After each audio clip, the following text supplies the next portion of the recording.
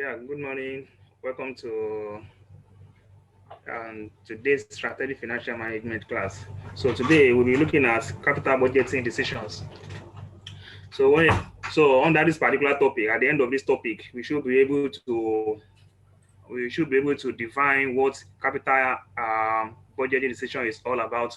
What are the capital budgeting processes, and what are the techniques that is available in appraising any investment before we embark on investing in such opportunities.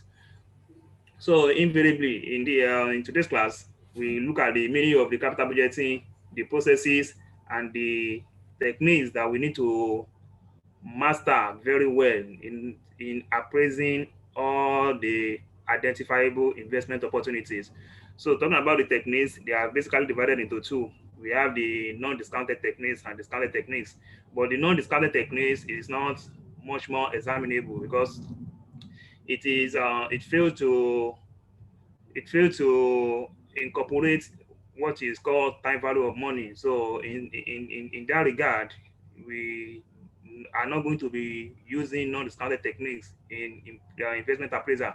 So what we'll be looking at majorly will be the techniques that incorporate the time value of money, because when I talk about time value of money, we know that our 100 naira today will not be the same thing as 100 naira tomorrow because of so many factors that will have make the value of money to what to depreciate.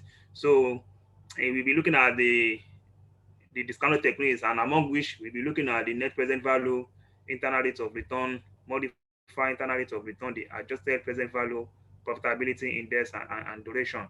So for the sake of this class and for better understanding as far as this topic is concerned, because this topic it forms the basis of strategic financial management, of which the subsequent topic that we'll be looking at will be building on our knowledge on this particular topic is very, very more important. So I will try as much as possible to demystify what we need to understand as far as this topic is concerned, because it's very, very important. So um now let's start from the meaning of capital budgeting itself. When you say capital budgeting, what it's all about.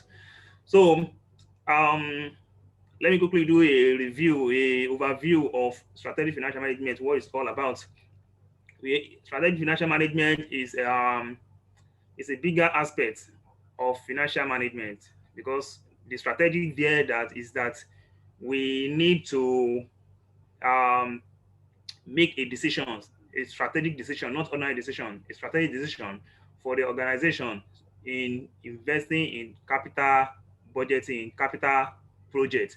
So as far as decision is concerned, finance manager of every organization is saddled with responsibility of taking three decisions. So as I'm explaining, I'll be making some demonstrations, and you can feel free to ask your question in any aspect that you feel that you need to you need me to clarify. Now we say finance manager. Our finance manager is basically to make three decisions.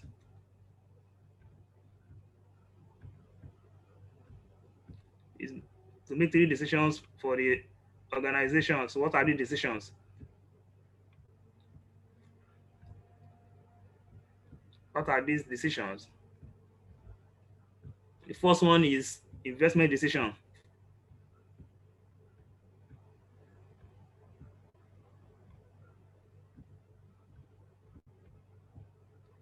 Investment decision.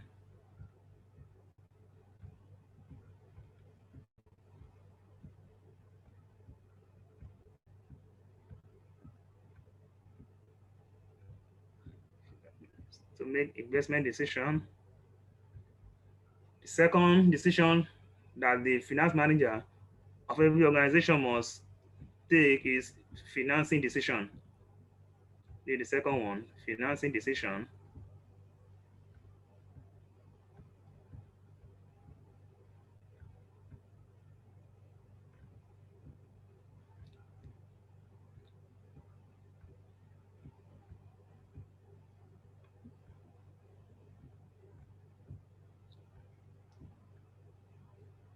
And the third decision that finance manager must take for an organization is what is called dividend decision. Try to make some of this.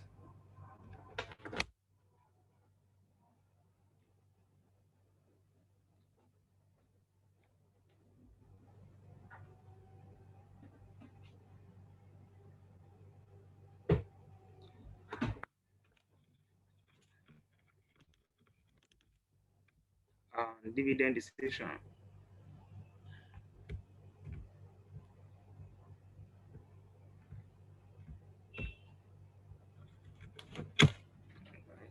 Take this.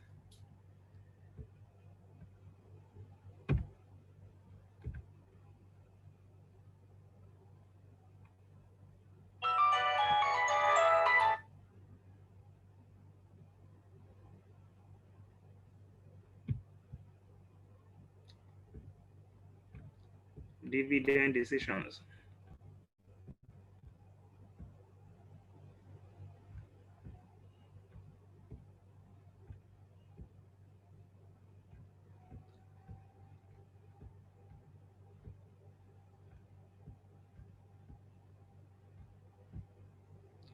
So dividend decisions. These are the three decisions that the finance manager must undertake for our must take for an organization. I want to talk about investment decision. It is the duty of the finance manager. It is the duty of finance manager to look for every identifiable investment opportunity. That every opportunity that has that is profitable. So how you know? How are you going to know that this investment opportunity is a profitable one? That is the need for us to what to apply investment techniques to appraise the investment. Maybe at the end of the application of the investment techniques, the if the investment um, is if you are going to know if the investment will be a profitable one or not. So investment decision basically depends on the finance manager looking at if, to try to identify profitable investment opportunity. After identifying the profitable investment opportunity, the next decision that the finance manager must make is towards how to finance it. And how to finance it, we are looking at how to raise money towards to finance the project. We can raise money for financing by way of either this is too long. Let me just um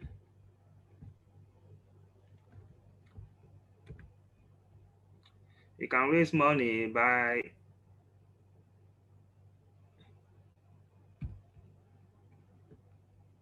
either way of equity.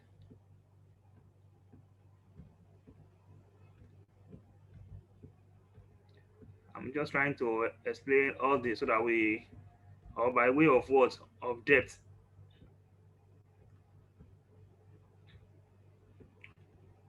So after raising money by either of these two means, either equity or debt, the net and you use the money to finance the project. After financing the project, money is now coming in.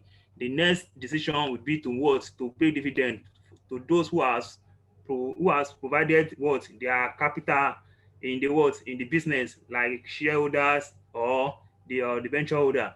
So in form of what? Dividend or what? Or interest. So those are the three decisions that the finance manager is going to take. So the why I'm actually doing this is this, so that we're able to understand the what the capital budgeting decision itself. I went so let me quickly run you through the notes.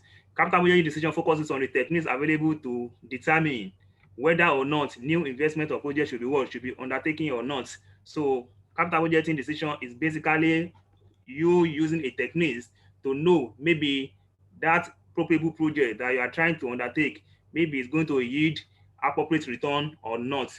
So that is what we'll be looking at as far as capital budgeting decision is concerned. And when we say capital budgeting, is a is a decision and that is going to take a lot of money. So before you invest your money in any project, you should be able to apply some techniques to tell you that okay, this project that you are about to embark on is going to yield is going to yield appropriate expected returns. So that is the essence of what applying techniques to all these projects before embarking on them. So that is the essence of what capital budgeting decision, because these techniques go to aid our decision whether to go ahead and embark on that new project or what or not. So that is basically what we'll be looking at as far as capital budgeting decision is what is concerned. But before we go into the appraising the capital, the project itself, what are the capital investment process? What are the things, the preliminary things that we need to what we need to look at before we commit our fund into financing of such projects? So that leads us to what?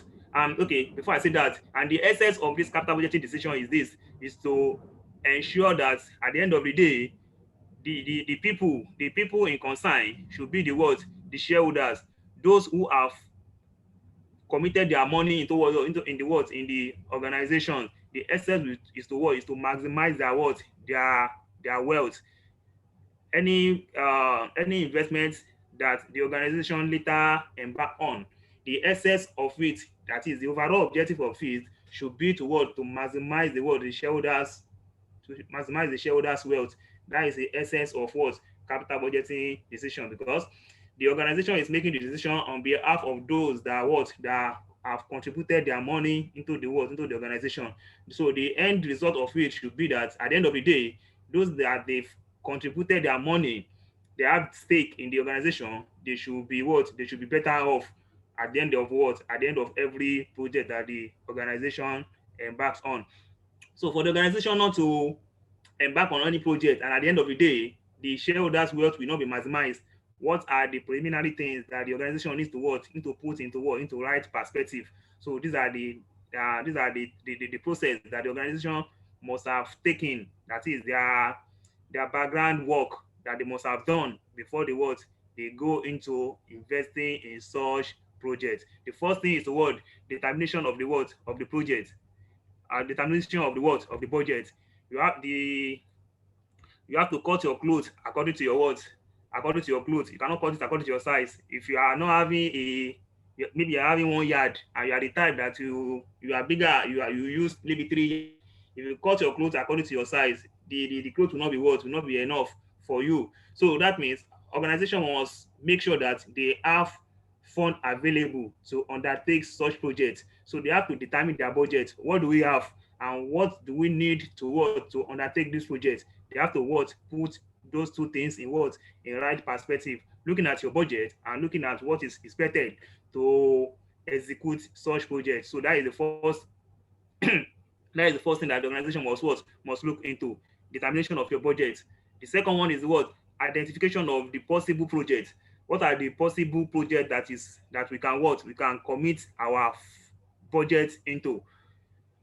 So the company have to identify it. Is it that okay, the project we are talking about, is it in mining industry, is it in education industry, or is it in what oil industry? They have to what identify possible project that they can undertake based on their based on their budget. That is the what identification of possible projects. The next one is what preliminary screening. They have to do what a background check on such projects. Do your findings in that particular regard. Maybe at the end of the day, the project can what they can go ahead and what and execute such projects. The fourth one is what project evaluation. They have to evaluate the project on the basis of that. Okay, at the end of the day, is it going to be what easy for us to carry on this project, and this project that we are about to embark on, what will be the end process of it, what will be the end result for it? So they have to what to evaluate it, and at the end of the day, will this project yield what we are expected from from such projects? That is what project evaluation. They have to evaluate the project, and in this evaluation they can use investment techniques to know maybe the project is what is viable or what or not. That is project evaluation. The next one is what authorization of the project. In most companies, they have maybe the CEO, they have hierarchy. They have hierarchy. That is, they have to put it forward before the chief executive officer to for authorization. That okay, to give a nod that okay, you can go ahead and and embark on such project. Because if anything later boomerang, that is, the project didn't later yield what was expected, is everybody in the organization that they are going to carry the can. They are going to what? Face the blame, because you can't embark on a project and at the end of the day, the project, because the project that we are talking about, you need a very large sum of money. So you committing such huge money on a project, and at the end of the day, nothing materialized from the project. Everybody in the organization will what?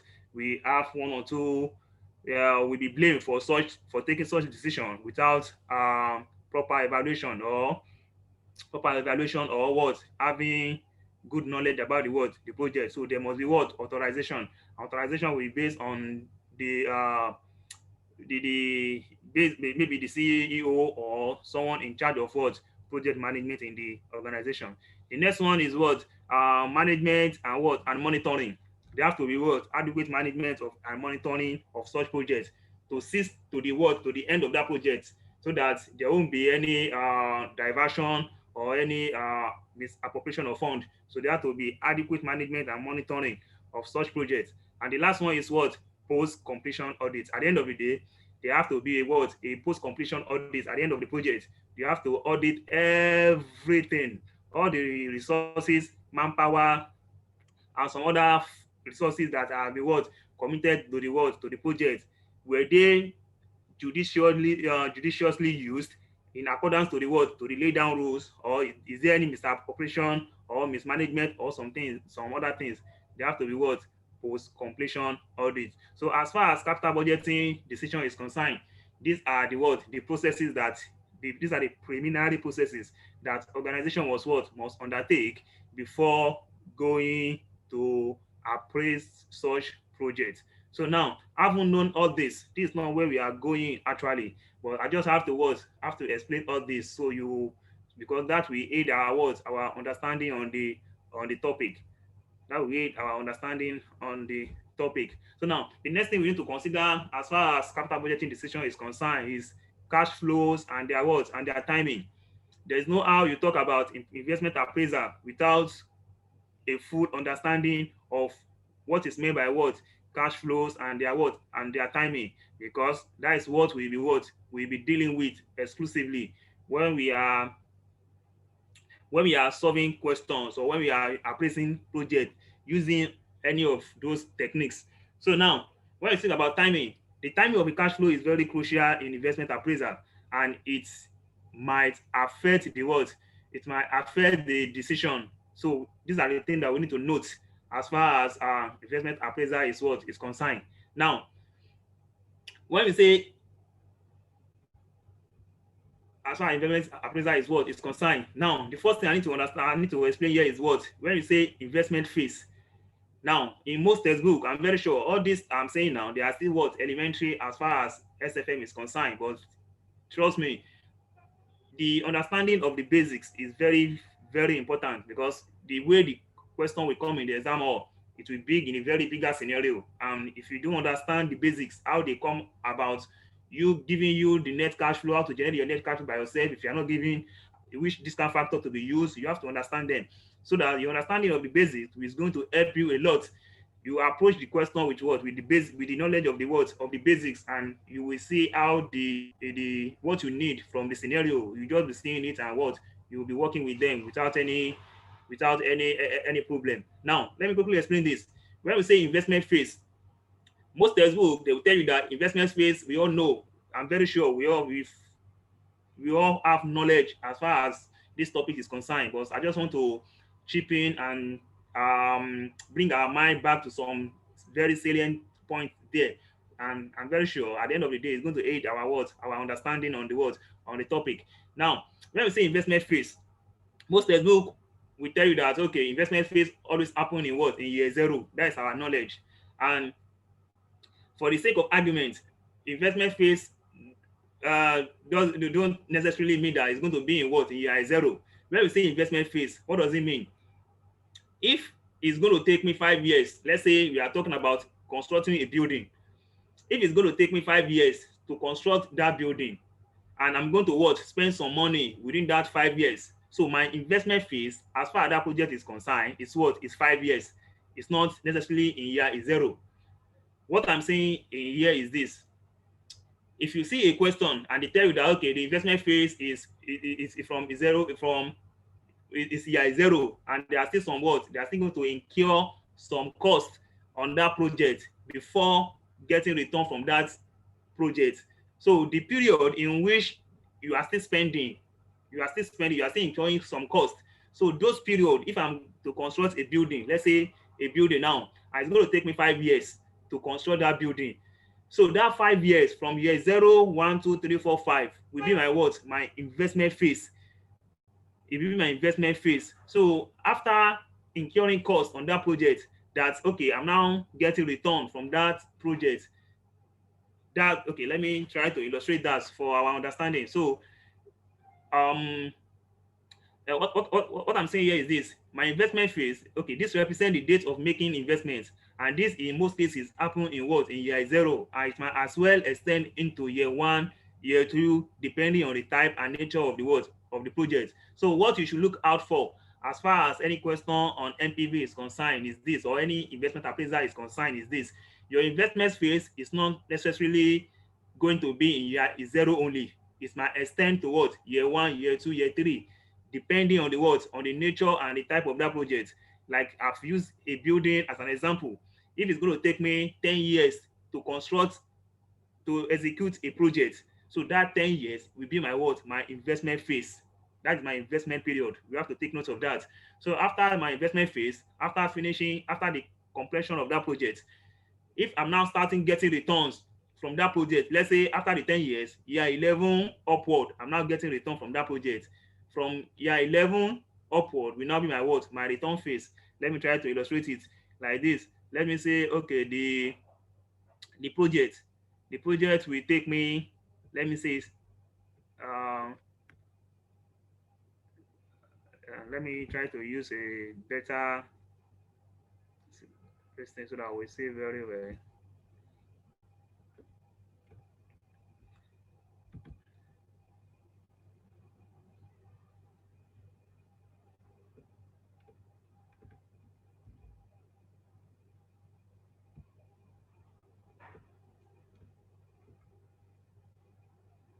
Um,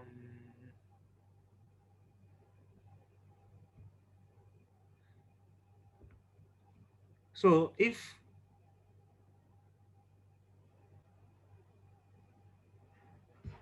so, let me say my year from year 0 to 10. If from year 0 to year 10, let me the project is going to take me what? 10 years. So one, if the project is going to take me 10 years to what? To finish it. So that means from year 0 to year 10 will be my what? My investment phase. Will be my investment phase. So if at the end of the project, if at the end of the 10 years, this is my investment phase. If at the end of the 10 years, let's say from year 11 to year 20, to year 20, it can be my it will be my what? My return phase. So don't put your mind that your year zero will always be your investment phase. It might be what? It might extend to what? To other years, because it's going to, if the what determines your investment phase is the what? The nature and the what type of that project. So it might be my what? My return phase. So if the project is going to take me 20 years and I'm going to spend on that project for 10 years, so that 10 years that I'm going to spend money on that project will be my what? My investment phase. So after the 10 years, I'm now getting returns. Money is now coming in from that project. Let's say from year 11. From year 11 to year 20 will now be my what? My return phase. So you have to take note of that. It's very, very important as far as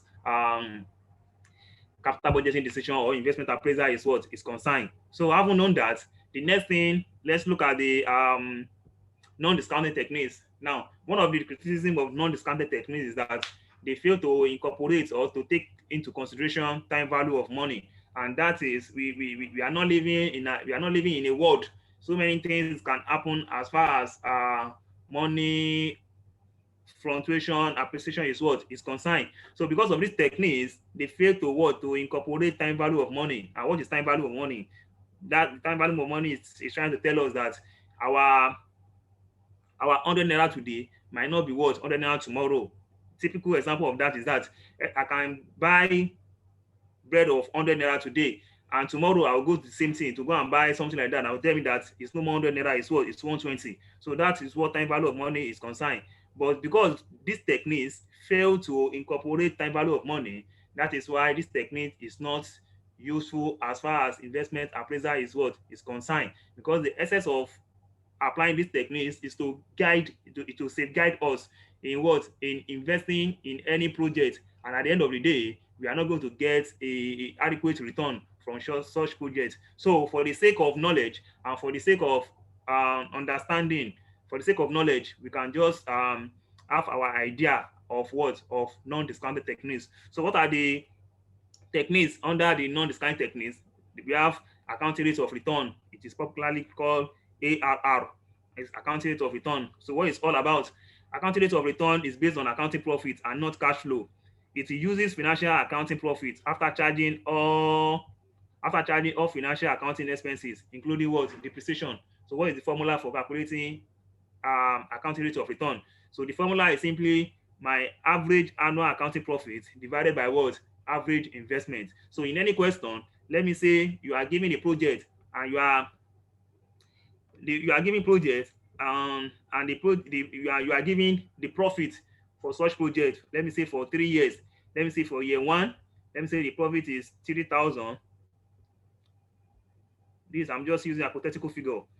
We don't need accounting rate of return, but for the sake of knowledge, you just have to what? Have to know them. Now, let's say year one is 3,000. Year two, let me say the return is let me say 1,000.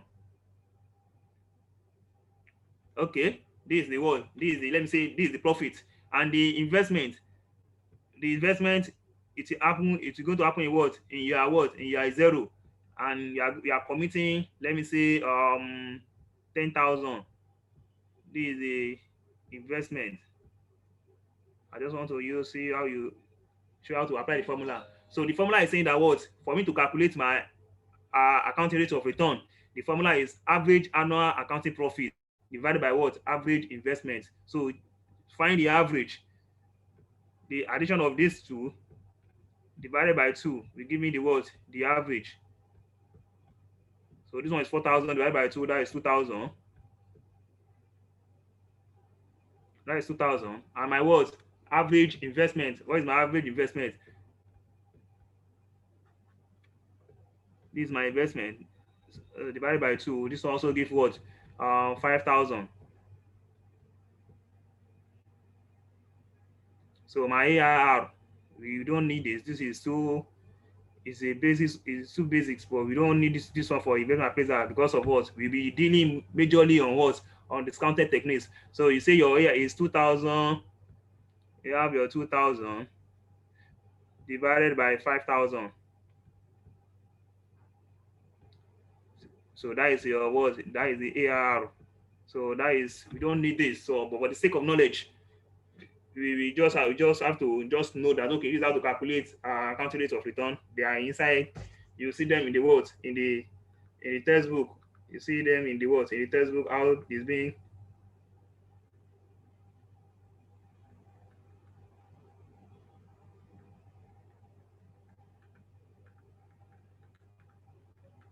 So now, so that is accounting rate of return. The next one under the non-discounted techniques is payback period.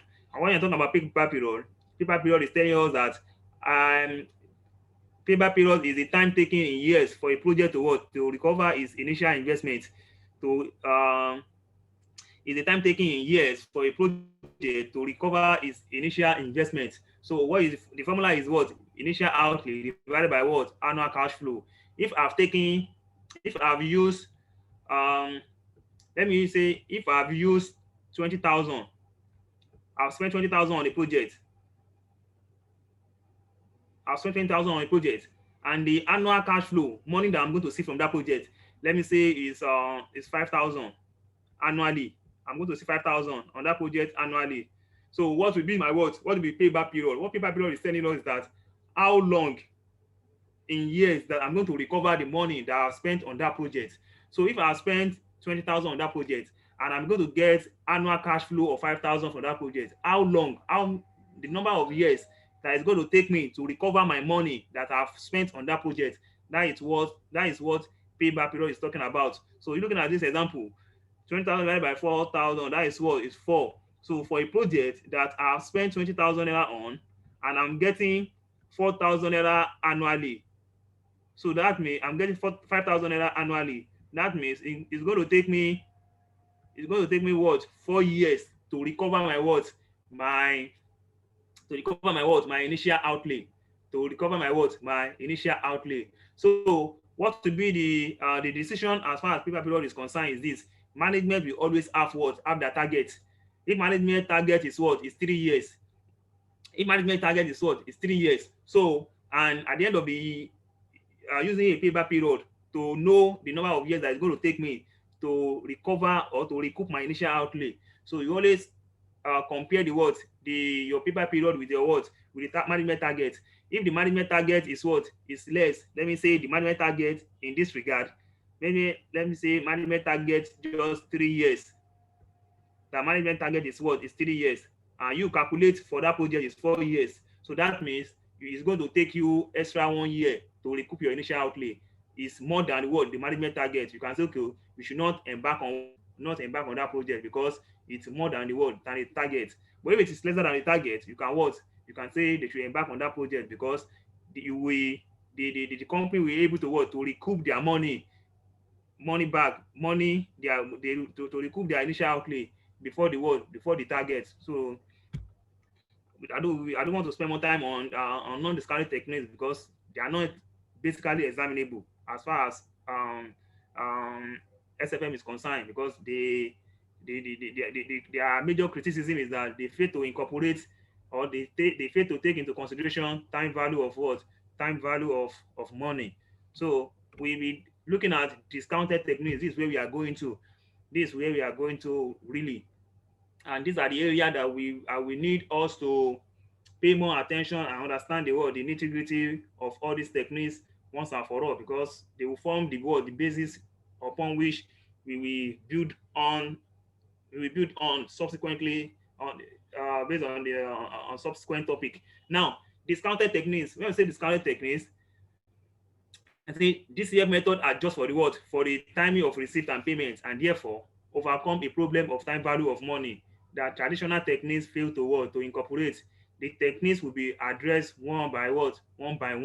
So now, talking about discounted techniques, we are talking about these techniques that they put into consideration time value of money. So anytime we see any project, we'll be using discounted techniques to appraise such project. Maybe the project is viable or not. Now, among the discounted techniques that we'll be looking at this afternoon is net present value. It's net present value, popularly called NPV. There's no how you see any question that you're not going to see a bigger aspect of NPV. But we are going to start from the scratch, understand the basics, and from there we move to the bigger side of how to calculate NPV. Now, NPV, how is being calculated? From the note, that NPV is the difference between a project present value of the investment phase and the present value of the return phase using appropriate cost of capital. Now, from this definition now, it is open that for me to get my NPV, I need to get the present value of the investment phase, and take out the present value of the return phase from it. So how do you get the present value? Before you get present value, that means you must have used a cost of capital to discount it. So using a cost of capital to discount it, you get the present value for each of them, for the for the investment phase, present value of the investment phase, and the present value of the return phase using cost of capital. That means, okay, let me quickly chip in this now. To calculate NPV, you are going to see what I'm talking about when we are looking at the question. To calculate NPV, you need basically need three things. You need the number of years that the project will run. You need the number of years that the project will run.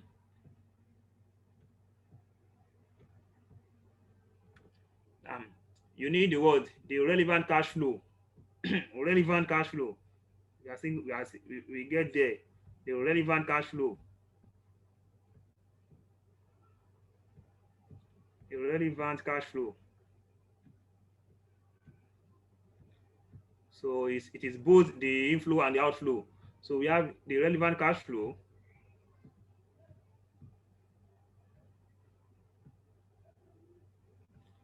Relevant cash flow, that is the inflow and outflow.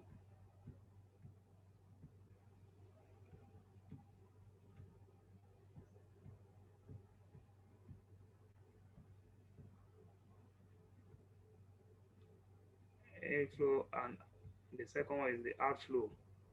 The one that they are what? They are relevant. The relevant ones, not all the cash flow you see in the question that they are relevant. So we are still go to you.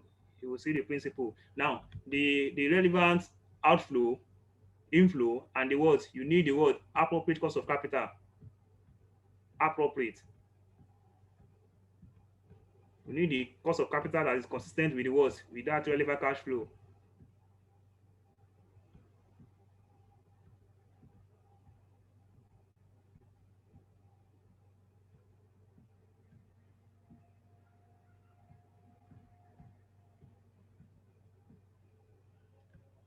Appropriate COC, cost of capital. So these are the three things that we need to work to calculate our what? Our NPV.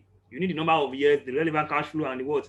Appropriate cost of capital. So when you get to a what? A bigger scenario, you will appreciate this more better. Now, let's quickly look at this, how NPV is being calculated. Don't forget the definition. We say NPV is the difference between a project present value of the investment phase and the what? And the present value of the return phase using appropriate cost of capital. So what is the decision under these techniques, under this NPV decision? The decision is that you accept the project. The decision is that you accept the project if the NPV is what? Is positive. If at the end of the day, you after applying the techniques, the NPV is positive, you can say that okay, the project is what? The project should be accepted or should be undertaken. That means the project is what? Is profitable, or it is worthwhile. You can go ahead and what? And undertake it. That means the project is what? Is profitable. If it is negative, that means the project is what? Is not profitable, it's not worthwhile. So why will you embark on a project that you know that you are not going to get anything from that project? So that is a decision under NPV. So let's look at this. Okay. Uh, let's look at this example. So we are going to just look at this example together. ICAN Online Tutor is considering a capital investment where the estimated cash flows are, we have the years, 4 years, and we have the what? All the cash flow. The company cost of capital is 12%. What is the NPV of the what? Of the project, and should the project be what? Be undertaken? So this is just a straightforward question as far as NPV is concerned. Trust me, you're not going to see something like this in the exam, but you have to understand the basics of which the NPV is what is being calculated. So because when you get to the bigger aspect of it, you'll be able to you're able to flow very well with it. Now, to calculate the NPV, I've told you need three things. These are the words. You need three things. The first thing is what? Is the number of years. These are the number of years that the project will run. The second one is the what? Relevant cash flow. These are the relevant cash flow. It's given to you already in this format. Relevant cash flow. When you get to the bigger aspect of it, this cash flow, you are going to generate it by yourself. But here, it's just an example, just at the elementary stage. So we are giving the cash flow. And the third thing that you need to calculate NPV is the what? Is the appropriate cost of capital. And we are giving here that the cost of capital is what? Is 12%. So anytime you are seeing any scenario, any big scenario, these are the three things that you will be what? You should be looking out for. Any question that they ask you to calculate NPV, and one of these three things is what? Is lacking, that means the examiner is hiding it somewhere. Maybe the examiner wants you to what? To generate it by yourself. So those are the things that you should be what? Looking out for. If you are not saying these three things, that means you might be maybe you are being tempted, or you are being putting on a what? Putting on the track of you finding it by yourself. So once you know what you are looking for, I think you should be able to what? To navigate your way anytime you see any scenario. So based on this question now, the three things that we need to calculate MPV is what? The three things are present in this question. So we can go ahead and what? And calculate our MPV. So how do you go about that? So I would say to calculate MPV, I have my what? My years, the cash flow, my DF, which is what? My discount factor, and what? PV, the present value. Now, the years, we have year zero. So investment, this is my year zero major often be what? My investment period. So it's always been what? It's negative, because it is what? It is a cost. Now my initial outlay, the money that I incurred on that project is what? Always been year zero. I have told you that it might extend to another year depending on the nature and the type of that project. But in this case, we are giving that year zero, the cash flow in year zero is 50,000. That means I'll spend 50,000 on that project. So I write in my year zero, the amount that I spend is what? 50,000.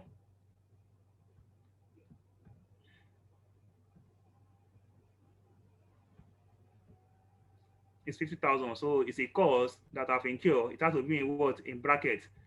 So in year one, I have a return. Money that come out that comes from that project is 8,000. So I put it here. This is the cash flow, 8,000. In year two, what I also get from that project is what? Is 6,000. So I put it there. That is the cash flow. That is the cash inflow in year two. In year three,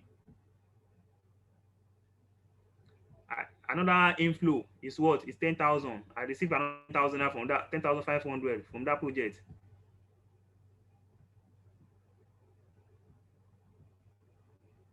In year four, I received 40,000 from that project. 14,000.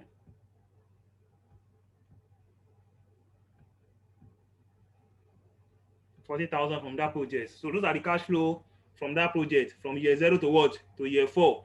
In year zero, this is the money that I spent. I spent 50,000 on that project. So after spending the 50,000 on that project, year one, I started receiving money from that project. Year one, I received 8,000. Year two, I received 6,000. Year three, I received 10,500. Year four, I received 14,000. So what is my DF? And the question says the company cost of capital is 12%. That I should use 12% to what? To discount it. So my cost of capital here is 12%. Let me write it on it. It's 12%. So now, so in year zero, the discount factor in year zero is always what? Always one. So how do you calculate the what? The discount factor? So you use the discounting formula. So what is the discounting formula? That is one.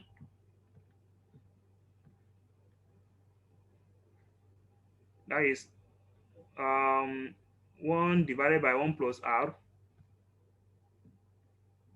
raised to power n. This is the discounting formula. It's 1 divided by 1 plus r. This is the discounting formula. So this r is the what? Is the discount factor. And this n is what? Is the number of years. So for year one, for year zero, it will always be what? Is always be what? Always be 1. So and the 12% is what? Is 0.1, is 0.12 plus this is that's 1.12.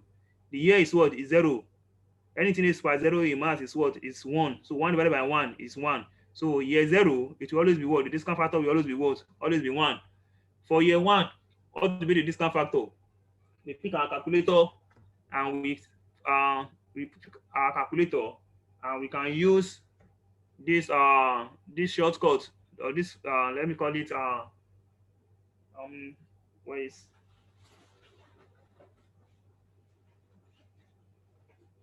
so we can use this method to calculate our what, to calculate the NPV, the discount factor for each year. So for year one, the discount factor is what, you can calculate one after the other. 12% is what, is 0.12. So 1.12 raised to power what, raised to power 1 is still 1.12. So 1 divided by 1.12, 1 divided by 1.12, no, 1 divided by 1.12, that is 0.89, is 0.892. So here is 0.892. Let me even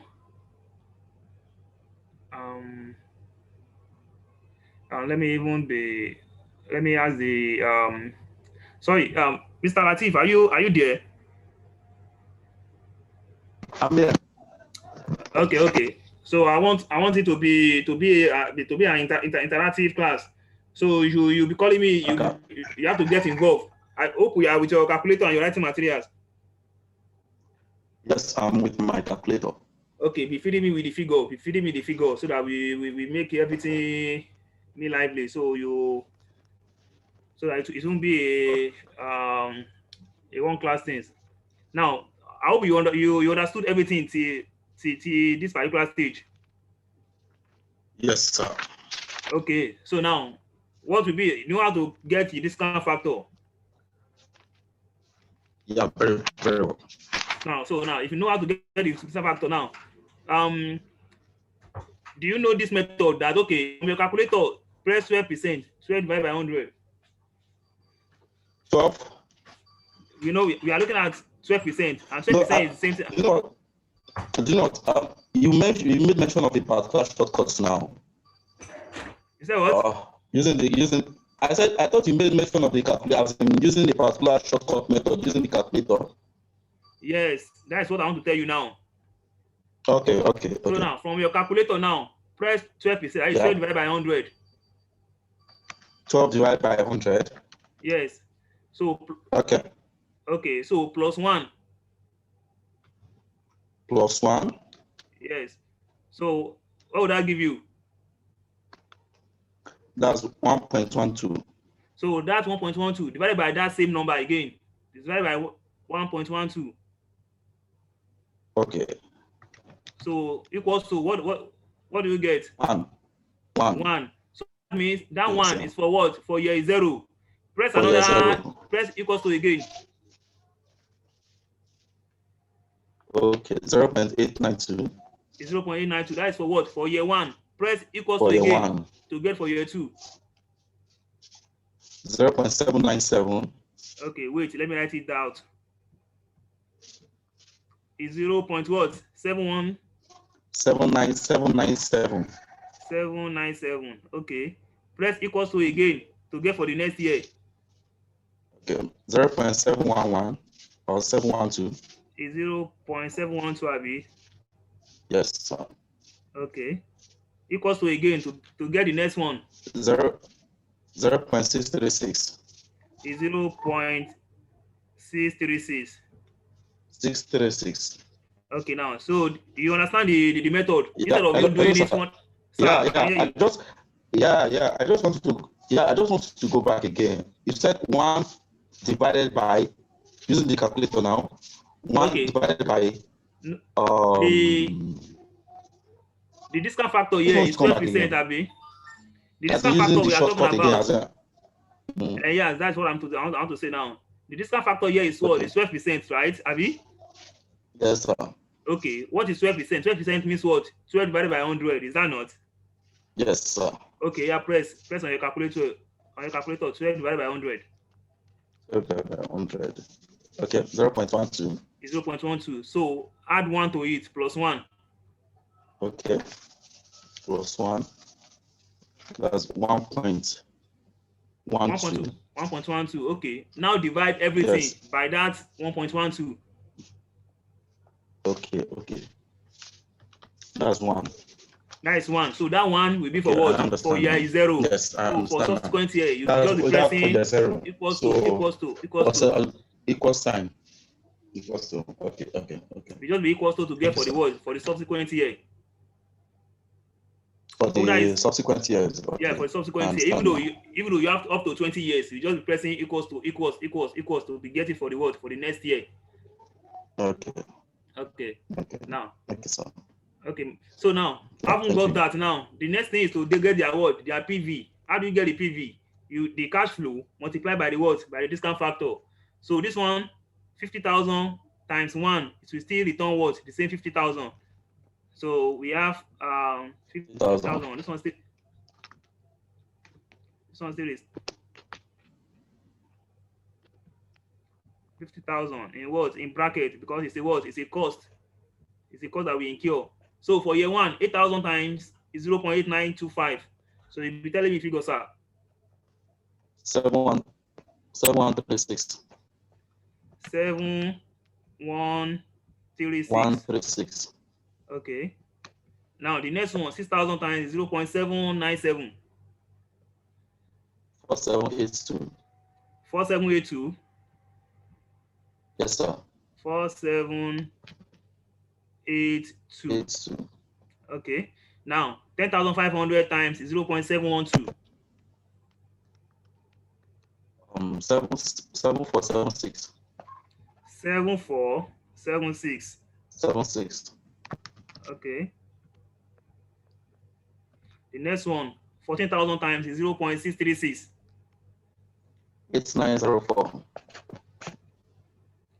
8904. Now 8904. Now we've gotten their what? Their respective what? Their respective PV. Don't forget from the formula, from the meaning of MPV. We said MPV is the difference between a what? A project present value of the investment phase. As far as this question is concerned, the investment phase, the PV, this is the PV, that is the present value. The PV for the investment phase here is what? Is 50,000. Why the PV for the return phase is the summation of what? Of all these. These are the return phase. These are the PV for the return phase. So now, the summation of all these 1, 2, 3, 4 minus this will give you what we call MPV. That's what we are looking for. That is what the definition is all about. That is the difference between the project present value of the return investment phase and the present value of the return phase using appropriate cost of capital. So we've used cost of capital to discount all this cash flow. That is when we get our PVs. So to get the MPV, we've gotten the present value of investment phase, which is still the same thing as what? 50,000.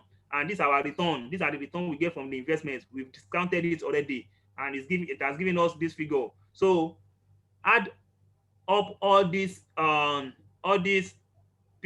for the return phase minus the investment phase. That is how to get what? How we are going to get our MPV. So from your calculator, add up all this and take out this 50,000 from there. That's 21,702. Okay. Negative balance. 21,702. Is that the difference or the summation of only this one? The difference. The difference. Okay, 21,702. Yes, in brackets. 21,702 in brackets. So what is the interpretation of this is that our MPV is what? Is negative. Now, what it means is this. This is our MPV. That's it. Okay. So what it means is this, that if I've incurred 50,000 naira on that project, and from that project, these are the returns that I've gotten from that project. So the returns I've gotten from that project is not enough. It's not up to the cost that I've incurred on that project. In that case, I'm running at what? I'm running a loss.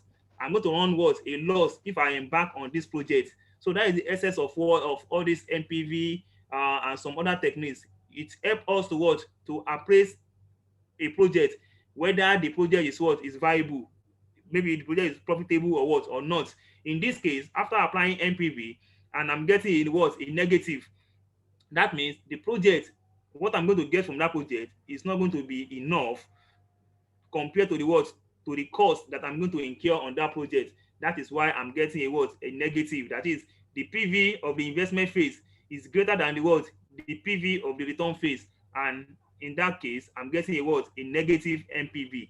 And the decision under it here is telling us that if you can only accept a project if the NPV is positive, but if the NPV is negative, we should not embark on such project. So in this case now, should we undertake this project or not? No, it's not worthwhile. Sir? The project is not worthwhile. The project is not worthwhile. The project is not worthwhile because the what, the NPV is negative, so we should The not MPV is undertake it. negative.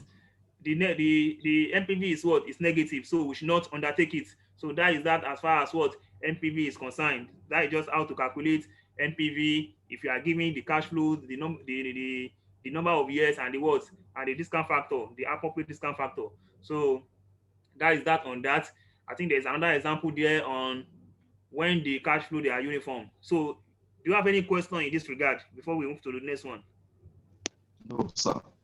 Okay, now brilliant. Yeah. Now let's look at another aspect of what, of NPV. Now in this case we are now looking at NPV with uniform cash flow.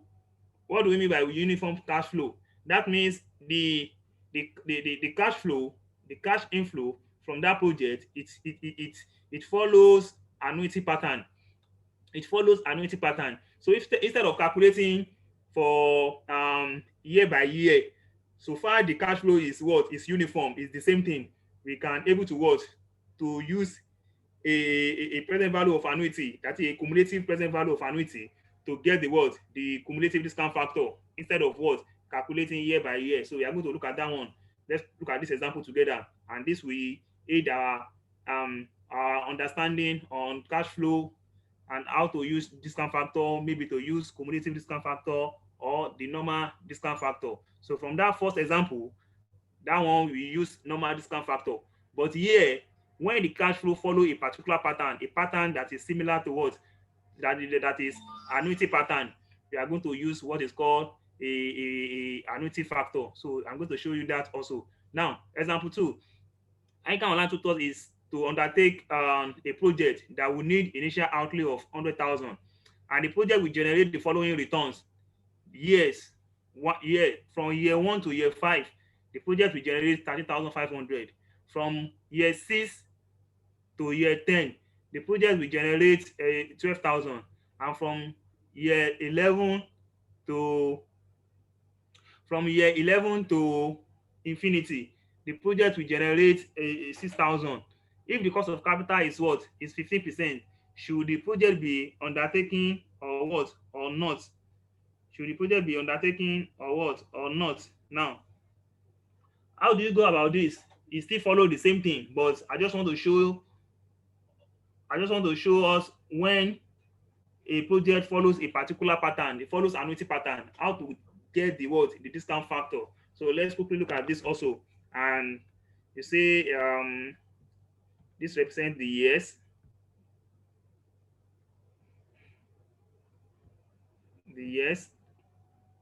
the cash flow, just as that one, the DF, discount factor, and the what, and the PV, and the PV. Now, you start from what? From year 0. That is the first year, the beginning of the beginning of life of that project, year 0. And the cash flow, my initial outlay is what, is 100,000. So I have 100,000.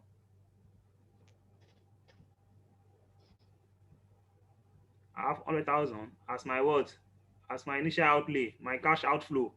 So you call it, and the discount factor to be used here is what? 15%.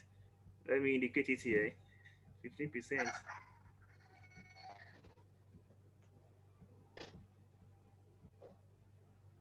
is 50%. Now, from year 1 to 5, year 1 to 5, the cash flow, the cash inflow is 30,500 based on the question. 30,500.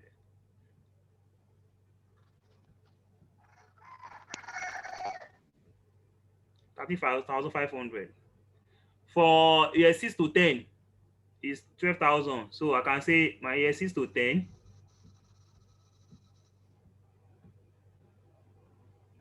is 12,000.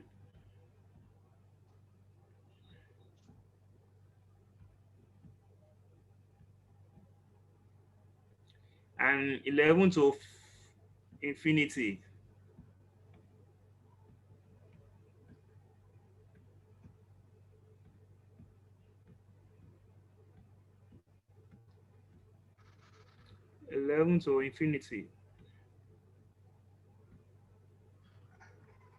is 6,000.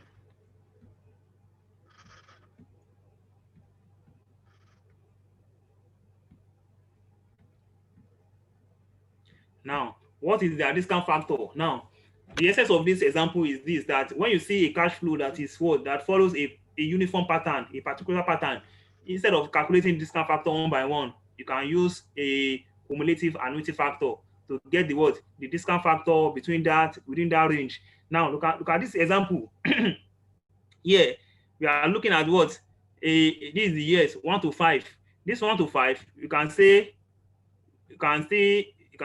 instead of you say year 1, year 2, year 3, year 4, and year 5. Instead of you say that is for Hello, this sir. one, sir. Hello, sir. So in meaning that for year 1 to 5, we have a uniform cash inflow of 13,500. Exactly. Okay. Because the cash flow, they are uniform, because that is from year 1 to year 5.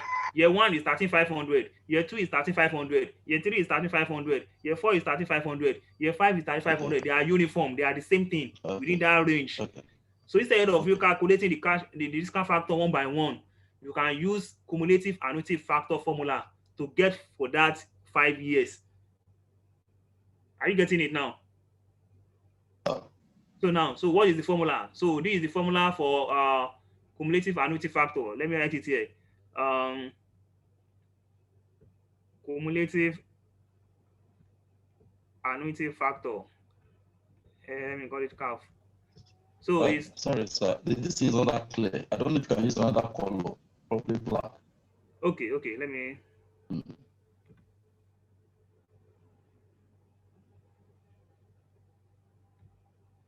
Now, cumulative annuity factor is. Can you see it now? I can see it now. Okay, 1 minus into bracket 1 plus R, close the bracket, raised power minus n, or divided by what? Or divided by R. So instead of using calculate one by one, you can use this formula. It's called cumulative annuity factor. So here the R is the what? The rate of return, the discount factor, and the n is the what? Is the number of years. So you just put the what? Put them into formula and get what? For the number of years that you are looking for. Don't forget, you can only make use of this formula when the cash flow awards, they are uniform within that years. Like for year now, year 1 to 5, this cash flow is the same thing for year 1, for year 2, for year 3, for year 4, for year 5. So you can now say, so because of that, you can, instead of, because of time, you cannot be calculating for one by one. So you use this formula and you get for what? For 5 years. So to get for the first one, 1 to 5 years. So here now, so it's going to become 1 minus into bracket. What is the discount factor? 15%.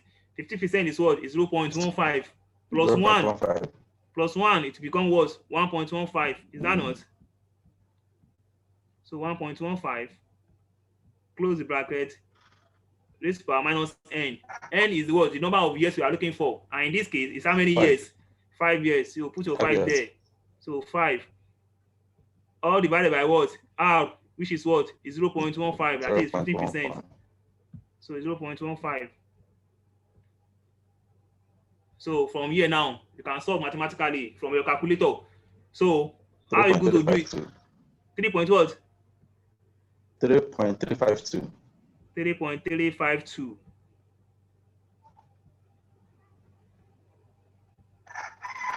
So now we've gotten for what? For 1 to 5 years. So it is so for year 0, it will return the same thing. It's always be what? 1. So for 1 to 5 years, it's what?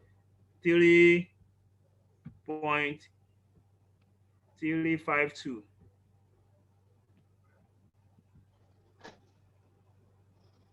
So now I'm very sure you are familiar with this formula. Is that not? Yes, sir. So instead of you calculating for discount factor for 1 year, 2 year, 3 year, 4 year, 5 years, if you calculate it by yourself and add them together, it's still going to give you this 3.352. Is that not? Yeah. Okay, better. Now, we've gotten that. The next one is what? 6 to what? 6 to 10 years. 6 to 10 years. So instead of you calculating for 6 to 10 years, there's you can calculate for what? For 10 years and take out 5 years from it, and it will give you 6 to 10 years. Is that not? Sorry, come again, sir. You said I should calculate for. We have to calculate for what? 6 to 10 years. Is that not? Yes, sir. So instead of calculating 6 to 10 years, that you calculating from 6 to 10, we've gotten 1 to 5 already. Is that not? Yes, sir. This 1 to 5 is this. So I will calculate 1 to 10, and I'll take out 1 to 5 from it. It will now remain what? Okay, let me do that. Okay, let's do it together. Let's do it together. So we want to calculate this. Okay, let's look here. This is 1 to 5. Is that not? So I need 6 to 10. I need 6 to 10. If I need 6 to 10, mathematically, I can calculate 1 to 10. I can calculate for 10 years. That is what it means. I can calculate for 10 years.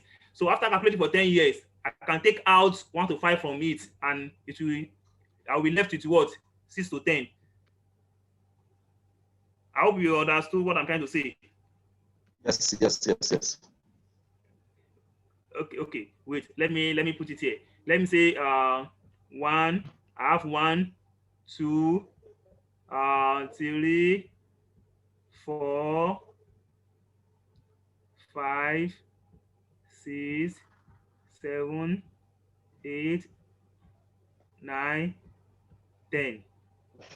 So I've gotten 1 to 5. 1 to 5 has given me 3.352. 3.352. That is what 1 to 5 has given me. So, and I need from this 6 to 10. Listen, from 6 to 10, if you say it's only 5 years and you go and calculate 5 years, you miss it too. It's not the same thing. Oh, hope you know. Okay. Okay. So now, so I need 6 to 10 years. So I can calculate from what? I can calculate from 1 to 10. That is getting from 1 to 10 and take out this one from it, and I'll be left with what? 6 to 10. Okay. So that is just the this I'm trying to explain from here. So now let's calculate from 1 to 10. Let's calculate from 1 to. Have you done that? Yes. So what is 1 to 10? 5.019. So 1 to 10 is 5 points. 1 to 10 is 5 point what? 5.019. 0.019. That is 1 to 10, right? Yes, sir. But it's not 1 to 10 that I'm looking for. I'm looking for what? 6 to 10. So, and I know that 1 to 5 is what? 3.352. I can take out 1 to 5 from what? 1 to 10, and I will be left with what? 6 to 10. I I hope that is clear. Okay. Okay. Yes, sir. All right. So 1 to 5. Let me minus 1 to 5 from it. 1 to 5 has given me 3 point what? 3 point 3.352. So let me take it out. So this minus this, what would that give you?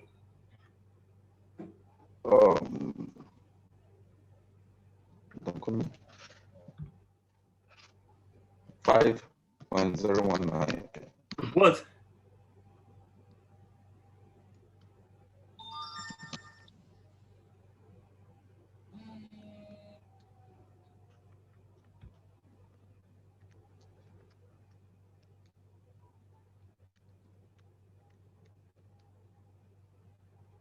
One 1.667. 1.67, Abi? Yeah. So that means this 1.67 is for my what? It's for 6 to what? 6 to 10. Or 6 to 10 years. Yeah, it's for 6 to 10 years. So that's just the mathematical distance that is there. So Okay. I've gotten my 6 to 10 to be what? 1.67. So I can now come here. Let me rub up this.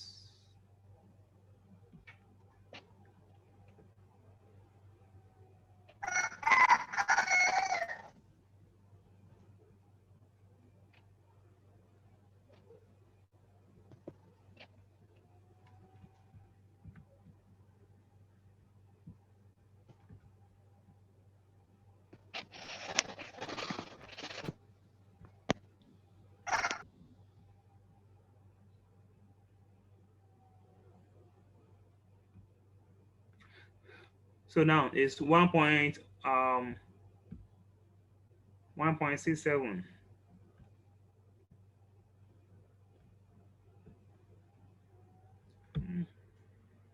So are we sure that we you did the 1 to 10 very well? Let me reconfirm. Please try to reconfirm, because I'm looking at how 1 to 5 is 3.35 and the 6 to 10 is now lesser than 1.67. Okay, let me confirm. I'm doing that now. Okay.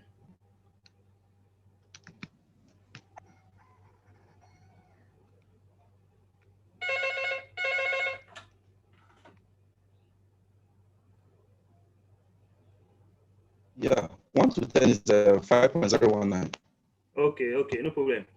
And we've taken out this one from it. So now 1.67. So now we've gotten our discount factor for what? 6 to 10 years.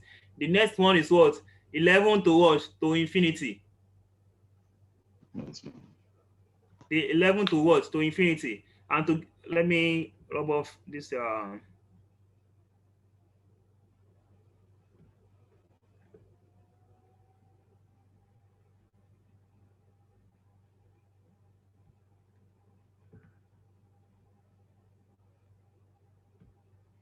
now, so we've gotten our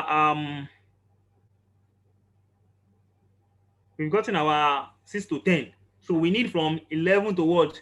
To infinity. So what we need to do here is this. So what we need to do as far as this one is concerned now, we've gotten from 1 to 5, 6 to 10, and 11 to infinity. So now, what is the formula for calculating infinity? Infinity. The infinity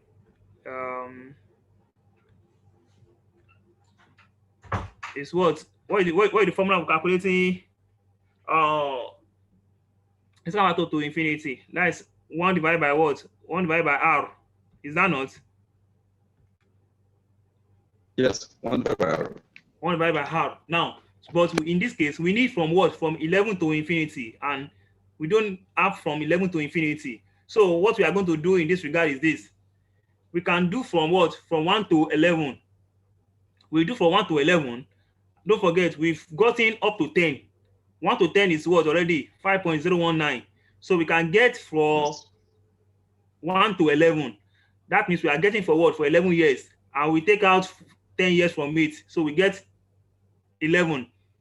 And we get from what? We get the infinity value, add them together, and we get our what? Discount factor. So now let's do for 11.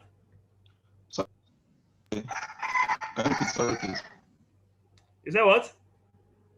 I said repeat that aspect as in the Okay. 11 to infinity. Okay. We need from 11 years to infinity. Infinity means what? Endless. And to infinity, the formula is 1 divided by what? Divided by R.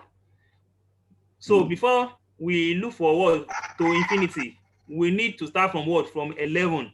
We've not gotten from 11, but we have till what? Till 10 years. So we need to calculate for what? For 11 years first and take out what? 10 years from it, and we'll be left with what? Only 11 years. Okay. How is that clear? Okay. It's from 11 to infinity. From 11. So we need from 11 years to infinity. But we've already calculated for what? For 10 years. So what we are going to do is to do what? Calculate from 1 to 11 years. 1 to 11 years. Take out the 10 years from it. It will now be left with what? We'll be left with what? With 11 years. The 11 years. Exactly. 11 years. So from that 11 now, we can now calculate towards to infinity. Okay. I hope that is clear. Yeah, very clear. Okay, now, yeah. For 11 years now, apply the formula. The formula is still the same, 1 divided by, open bracket, for, this one is 1.15. 1.15 is power minus 11 all divided by 0.15. So what would this give us? 5.23. 5. Okay. 5.234. 5.234. So if 11 years is giving us 5.234, but we don't need for what? We don't need for 1 to 11 years. Yes. Because don't forget, this thing, they are what? They are cumulative. This thing that we are seeing, 5.234, is from what? From year 1, year 2, year 3, year 4, year 5, year 6, year 7, cumulatively like that to 11 years. But we are not looking for what? The cumulative to 11 years. We are looking for what? Only 11 years only. So now, for me to get only 11 years only, I will take out 1 to 10 years from it, of which we've done here already. We've done it here already, which is 5.019. So we take it out from this to get for only 11 years. So this 5.019.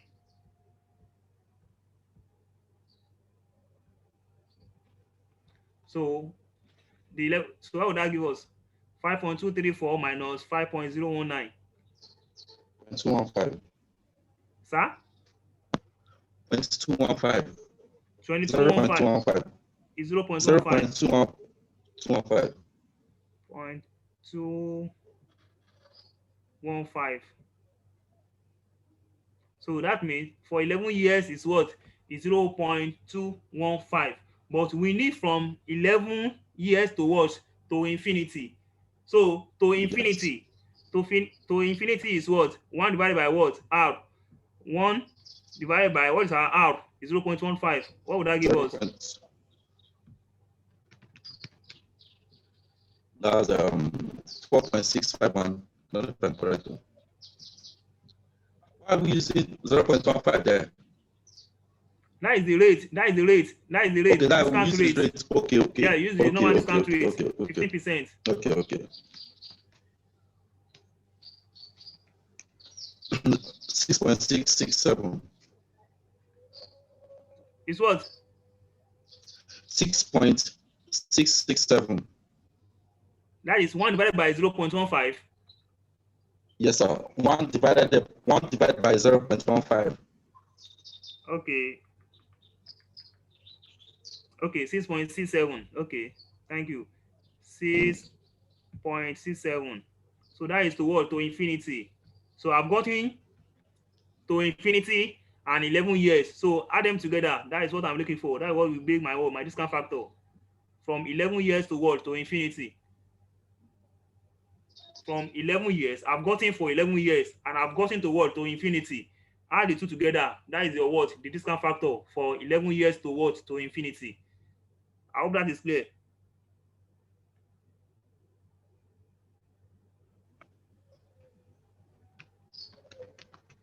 So to add the 6.67 6.67 to plus 0.215. 0.215. Yeah. Okay. That's 6.88. 6.88. Yes, sir. 6.88. So that is our what? Our discount factor for what? For 11 years to what? To infinity. Is any question or anything in that regard? No. Is your ability to what? To prioritize, to look at, okay, I've gotten from 1 to 5 and I need to calculate 6 to 10. Okay, if I've gotten 1 to 5 already, let me calculate 1 to 10 and take out 1 to 5 from it. I will be left with what? 6 to 10. I need from 11 years to what? To infinity. Okay, I've gotten 1 to 10 already. I need for 11 years. Don't forget, this factor, they are cumulative. 1 to 5 means what? From 1, 2, 3, 4, 5. Cumulatively. The discount factor for year 1, yeah. for year 2, year 3, year 4, year 5. Add them together. We are going to get what? This 3.352. The same thing applies to what? To 6 to 10 years. If you want to use your normal calculation, normal discounting calculation, you can calculate this normal, this is your normal discounting factor. 1 plus R. You can confine by yourself. 1 plus R raised to power n. So for 6 to 10 years, so that means you calculate for 6, calculate for 7, calculate for 8, calculate for 9, calculate for 10, add them together. You are going to get this 1.67. If you are not getting 1.67, that means there's mistake somewhere. I hope that is, you understand the logic. So instead of you wasting time, logic now. Okay, instead of you wasting time to calculate one by one, that is the essence of this cumulative annuity factor. Okay. Okay, yeah. So let's move from here. 6.68, Abby. Because I've cleaned this place.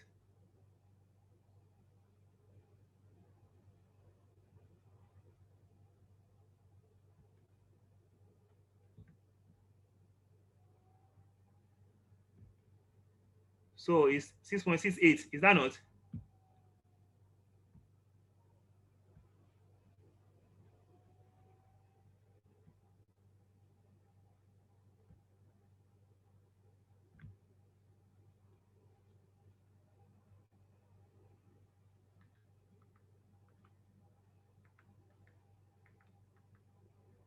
Okay, 6.88. 6.88. Hello? Yes, sir. Okay, now we've gotten our discount factor. Now the next thing is to calculate the what? Our PV. So calculating our PV, my cash flow multiply my discount factor. So 10,000 times 1, it still returns what? The same thing. For year 0, still return the same 10,000. Still return the same 10,000. 30,500 times 3.352. What would that give us? That's 45,025. 45,025. 025. Okay. Thank you. 12,000 times 1.67.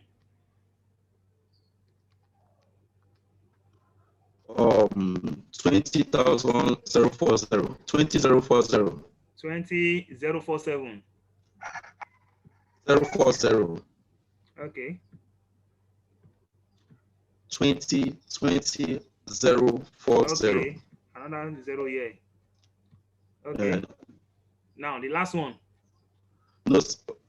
Okay. 20,040.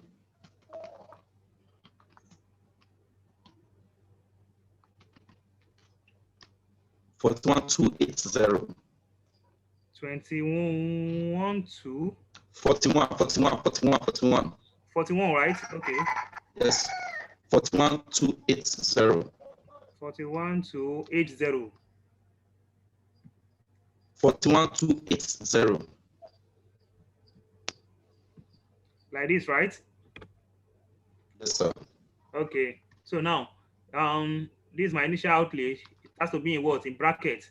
So as the definition from the NPV, it says the difference between the what? The present value of the investment phase. This is my investment phase, and the present value of my what? Return phase. These are my what? My return phase. So you add all this investment phase, take out the what? The return phase. That will what give us what? Our NPV. So what is our NPV now?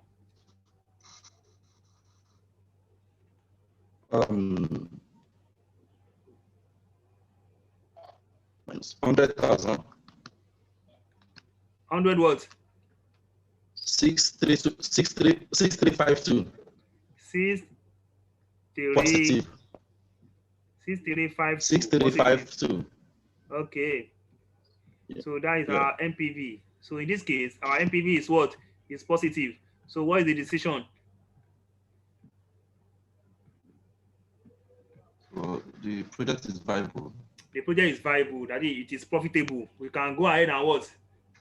ICAN Online Tutors can go ahead and what? And embark on that, on such project, because the NPV is what? Is positive. So with these two examples, we should be able to, you have the basic knowledge as far as NPV is concerned. Trust me, this is not where we are going to. We are going to a bigger scenario that you might be asked to generate this cash flow by yourself. And for you to generate the cash flow by yourself, you have to know the cash flow that they are relevant. It's not all the cash flows. It's not all the cash flow that you see in a question that they are relevant. You have to be guided. You have to be guided to know the one that they are relevant to that project. It's only the cash flow that is relevant to that project that you are going to make use of in your analysis.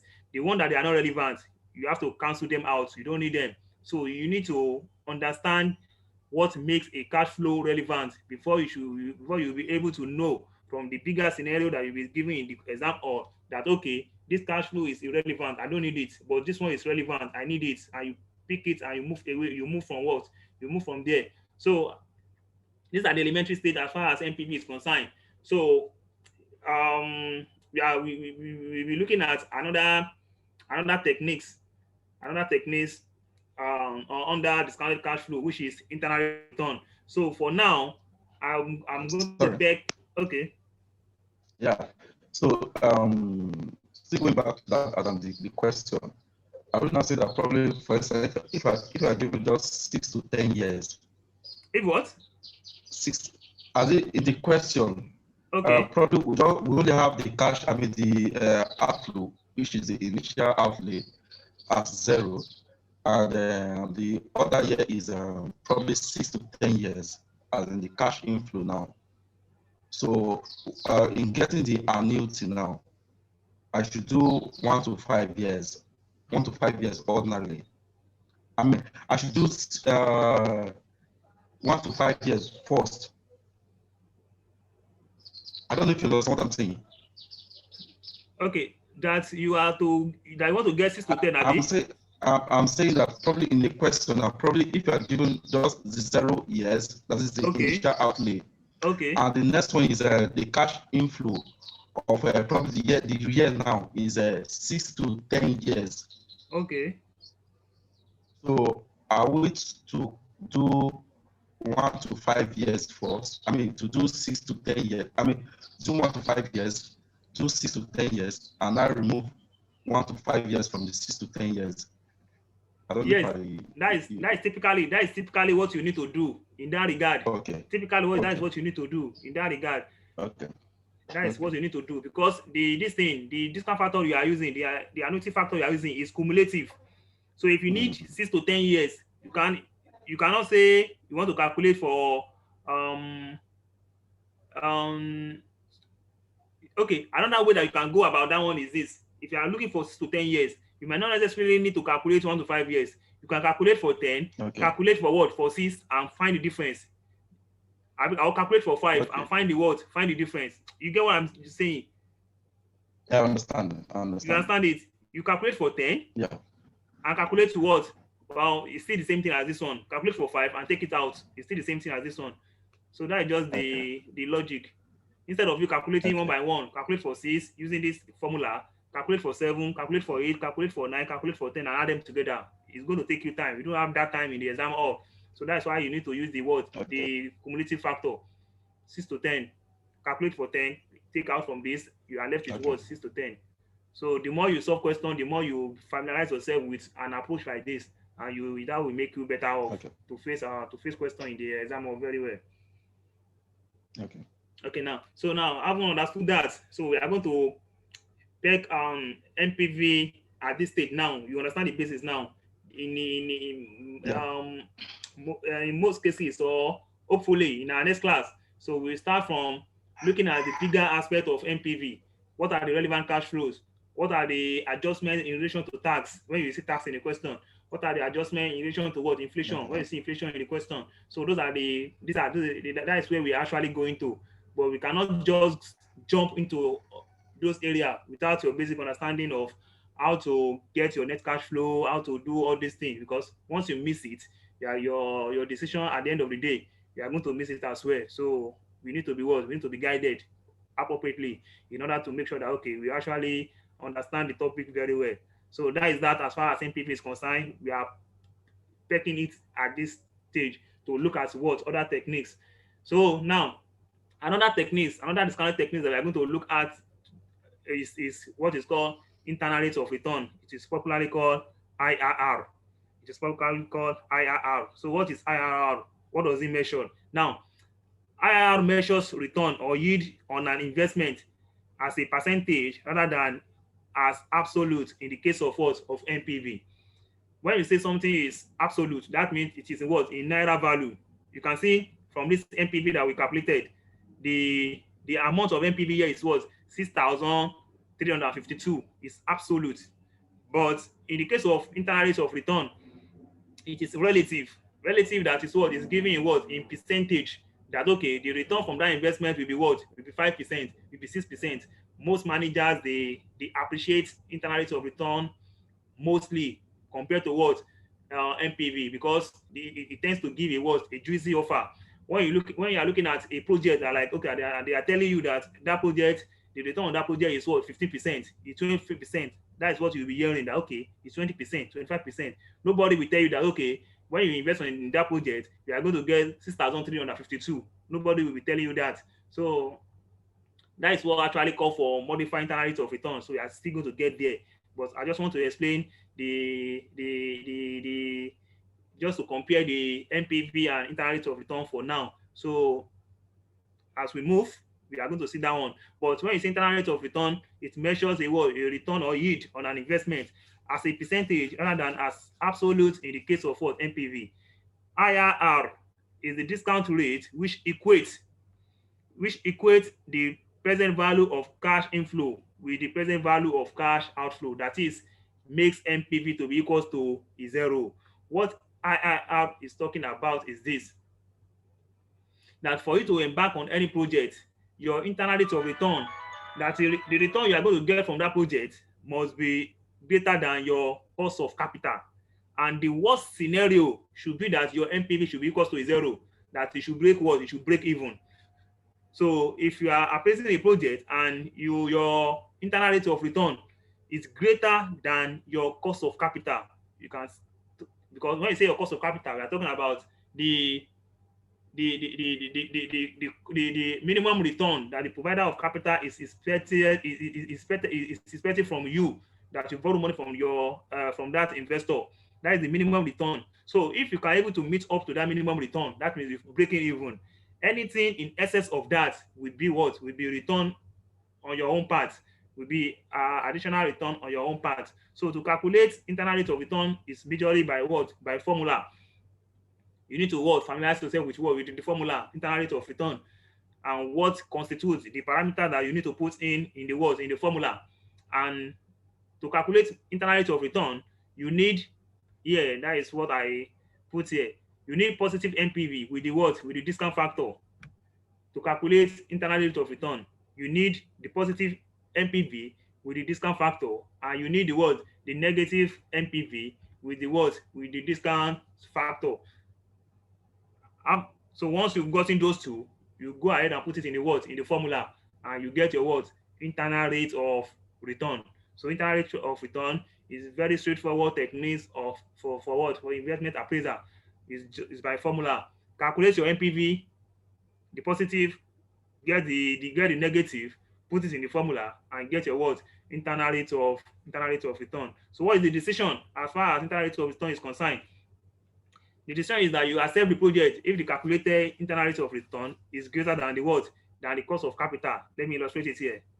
If my IRR, if it is greater than my what? Than COC, what it means is that the return I'm going to get from that project is greater than the cost of capital. Take for instance, let me illustrate it so you understand it better. Let me say, take for instance, let's say my cost of capital. Let me say my cost of capital is 15%. That is okay. I've gone to bank, and bank has borrowed me this amount at a cost of 15%. If my IRR, my calculated internal rate of return that I use to discount, because at the end of the day, bank will be expecting this 50% on that amount that I borrow. That is the minimum return that the bank will be what? Will be expected from what? From me. If my IRR at the end of the day is let me say 18%, it's 18%. That means that is the return. That is my IRR. That means I will be able to pay off bank their 50%, and the other 3% will be my what? Will be my own gain from that work, from that investment.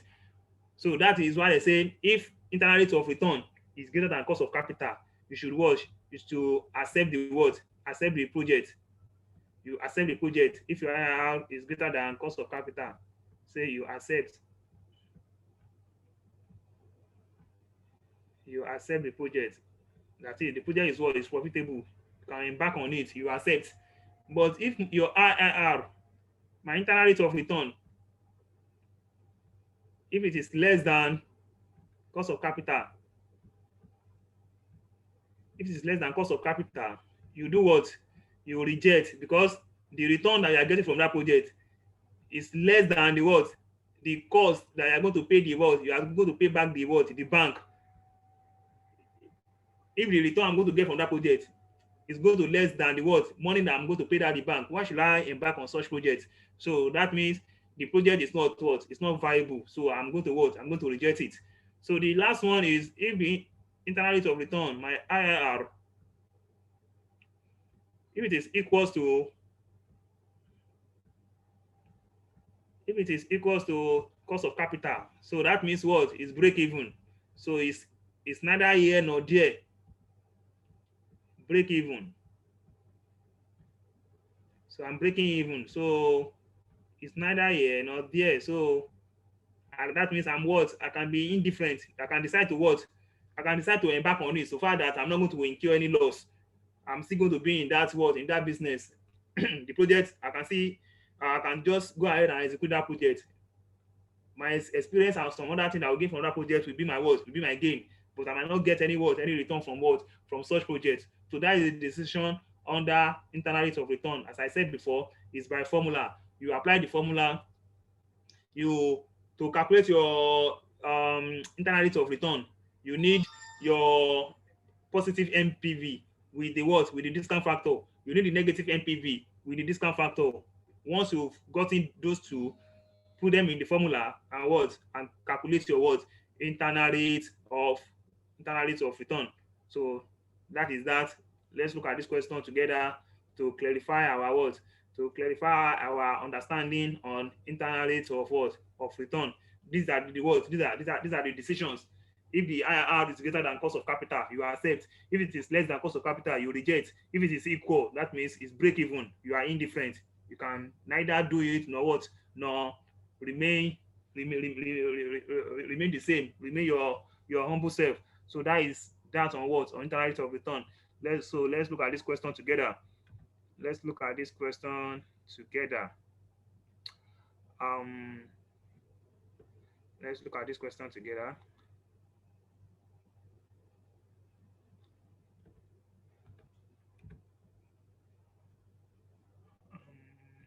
Now, example one now. ICAN Online Tutors is considering a capital investment where the estimated cash flows are, we have the number of years, we have the cash flows, and we have the what? The the cost of capital. What is the IRR of this project? It's like it's the same example we calculated. We've used this example before. That's why I put this example again. We've used this example to calculate IRR here, to calculate NPV here, and we get negative NPV. Are you with me? Okay. And I said to calculate internal rate of return, you need positive NPV and it's what? And the discount factor. And you need negative NPV and it's what? Discount factor. And we've used this example before to get negative Yes. NPV. Is that not? Yes, sir. So we don't need to calculate to get negative NPV again. We need to calculate to get what? Positive NPV. What are you going to do? Some people in the exam hall, they won't know what to do once they've got negative NPV. Is by trial and error. So what are you going to do to make sure that you are going to get positive NPV? I'll reduce the. You reduce the what? I'll reduce the discount factor rate. You reduce the what? The discount factor rate, because it's as straightforward as this. The higher the cost of capital, that is, the higher the cost of capital, the lower will be the what? You be your return from that project. Because if the bank is expecting you to pay, let me say 50% cost of capital, as the cost of capital is increasing, your return from that project will be what? Will be reducing. Your NPV will be what? Will be ending to what? Will be negative. So once you've gotten negative NPV, for you to get the positive NPV, you need to what? To reduce the cost. You need to reduce the what? The discount factor. So once you reduce the discount factor, you are going to get what? Positive NPV. So we've got a negative NPV. So let's go and get our positive NPV. But that we can do that one by reducing the rate. So here we have the years, and we have the cash flow. 5%. We have the DF, and our what? Our PV. So for year 0, it's what? 50,000. Yes. Yeah, you have 50,000. So here now we are using what percent now? 5%, right? It's 5%. 5%, okay.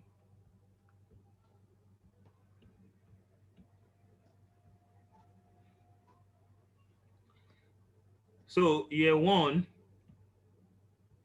is 8,000. Okay, this should be in bracket is outflow. So year 1, 8,000. Year 2, 6,000.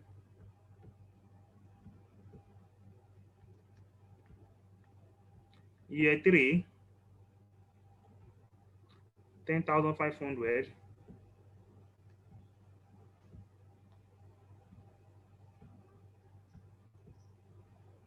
And year 4, 14,000.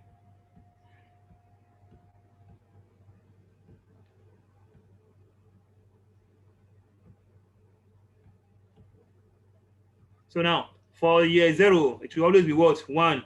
For year 1, what is the discount factor using 5%? 0.952. Is 0.952. So just be pressing equals to be getting for the what? For the next year. Year 2 is what? 0.907. 0.907. Is 0.907. 907. Year 3 is what? 0.864. Is 0.864. 864. Okay. So year 4 is what? 0.823. Is 0.823. 823. All right. So now we've gotten their discount factor. So their PV now. So this one still return the same 50,000. So we still have my Yes. 50,000.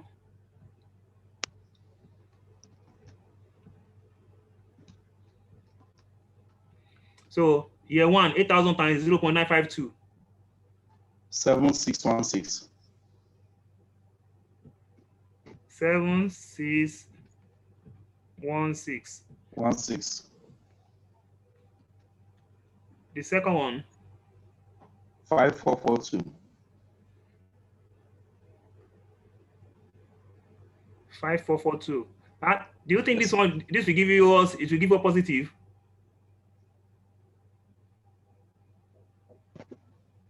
Okay, let's see. 5442. Yes. 5442. 42. Okay, the next one.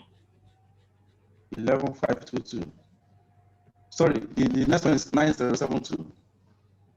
The which one? The third year, for the third year now. Okay, it's 9 what? 9072. 97. 9000. 0. Okay. 90. 9072. And the next one. 11522. 11522. Yes. Okay, 11522. So what do we have? 33742. It's lesser than the 50,000. So it's now it's still negative. It's not. It's still negative. It's still negative. So what is the total? What is the total of this? What is the total of the inflow? The total of the inflow is 33742. 33, Abby? Yes, sir. 33%. So that means we need to use a percentage that is lower than what? Than 5%. So instead of you doing trial and error, you can go ahead and use what? Maybe 1%. I hope that is clear. But I want to ask, what about in a situation whereby in an example, you've already used this 5%. Okay. As still going back to get the negative. The what's called negative. Can't we still maintain that negative? Now there is one school of thought that say that you can, what you need, instead of you doing trying and error, you can go ahead and use the negative. You can use that and use, even though you've done it, maybe you've calculated 2 positives. Instead of you going back to get another negative, you can go ahead and use it in the formula. The sign here, the negative sign here in the middle, we make the we make the adjustment for you. Yes. Let's try it here. So instead of you going back and do try and error, you don't need to do that. Come here, the negative sign here, we make the we do the adjustment for us. So you just have to understand the That is another way of doing it. Instead of you going back again. No, you are not going to get the same thing, everybody, because it is based on what? On trial and error. Sure, you understand? Yes. So I understand. Whatever thing that you use, this negative here in the middle of them, we make what? We correct the We correct the whole function. So now let's go with these 2 negatives. Okay. So the total of this one is what? The lower the difference. Apply the formula now. Okay, the difference. Okay. Yeah.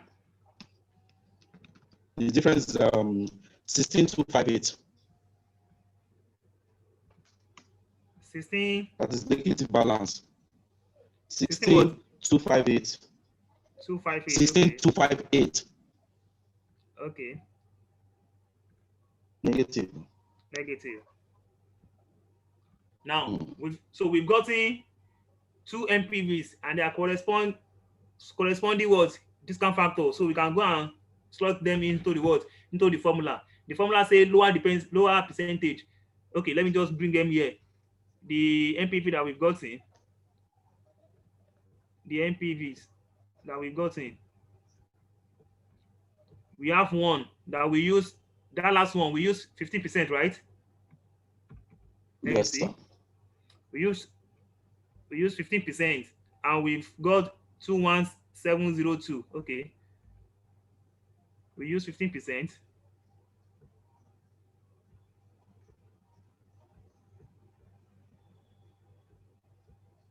And this 15% gives us what? 21702. Yes. And another one that we use, this one I've just used now, you use 5%. Yes. And that one, this one also is giving us 16,258. 16,25258. Okay. So we go ahead and what? And store them into the what? Into the formula. The formula IRR, it says that what? My IRR is what? Lower percentage. Between the two, which one is lower percentage? 5%, right? So you put 5%.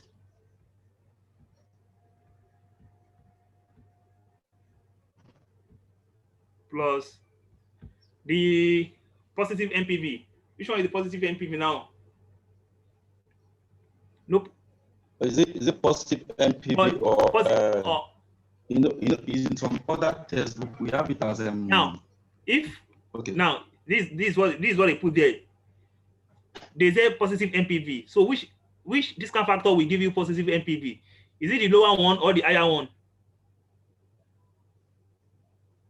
Ordinarily should be the higher one. Higher what? Positive NPV.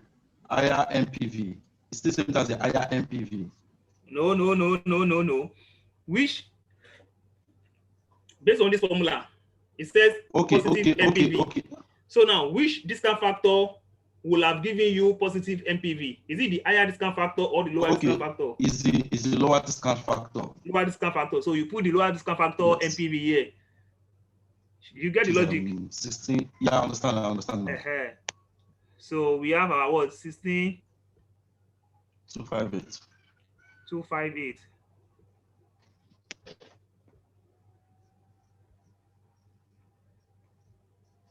Divided by what? The positive NPV. You return this one back here. 16. So some people in the exam, they will go back and be looking to get doing trial and error. So the idea is just get the 2 NPV, the negative sign here, we do the what? Do the correction. The adjustment there. So here, minus, we need the what? The negative NPV. So which one is better to give negative NPV? That's 21,702. So that is minus what? 21,702.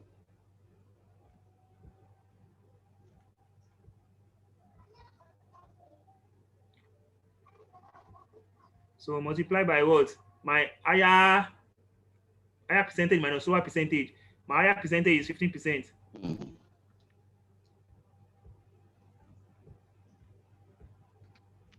Minus lower percentage, 5%.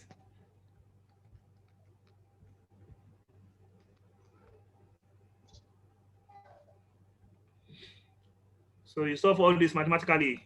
What do you get? Okay. That's what I'm doing. What? I'm on it. I'm still working on it. Okay, fine.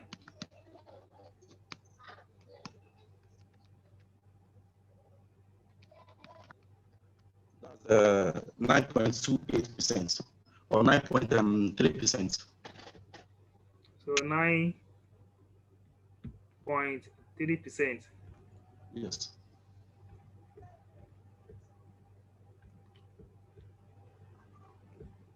So now in IRR, you'll be giving the what? The cost of capital. It depends. If the If it is greater than the cost of capital, in this case, we are not giving cost of capital. Okay, we are giving cost of capital to be what? To be 12%. So in this case, 12%. our IRR is less than what? Cost of capital, which is 12%. So that means the project is not what? It's not worthwhile. It's not profitable. So ICAN Online Tutors, they should not embark on that, on such project, because the internal rate of return, the return from that project is less than the what? The cost of capital. So in this case, the project is not worthwhile. They should not embark on it. So that is internal rate of what? Internal rate of return. But as for internal rate of return, like I said, that the rate of return and it is too juicy, because it doesn't, the way it is, internal rate of return is telling me that, okay, oh, if you embark on this project, will be looking, my return will be 9.3%. So there are so many criticism as far as this technique is concerned, that there is no assumption of reinvestment assumption, that okay, if you say that the technique said that, okay, oh, in year one I'm going to get 8,000. Does that mean that once I get this 8,000, I'll go and put it, I'll go and keep it somewhere or put it under my pillow? That is one of the criticism of internal rate of return. That okay, oh, you say, okay, after this project, I'm going to get this 8,000.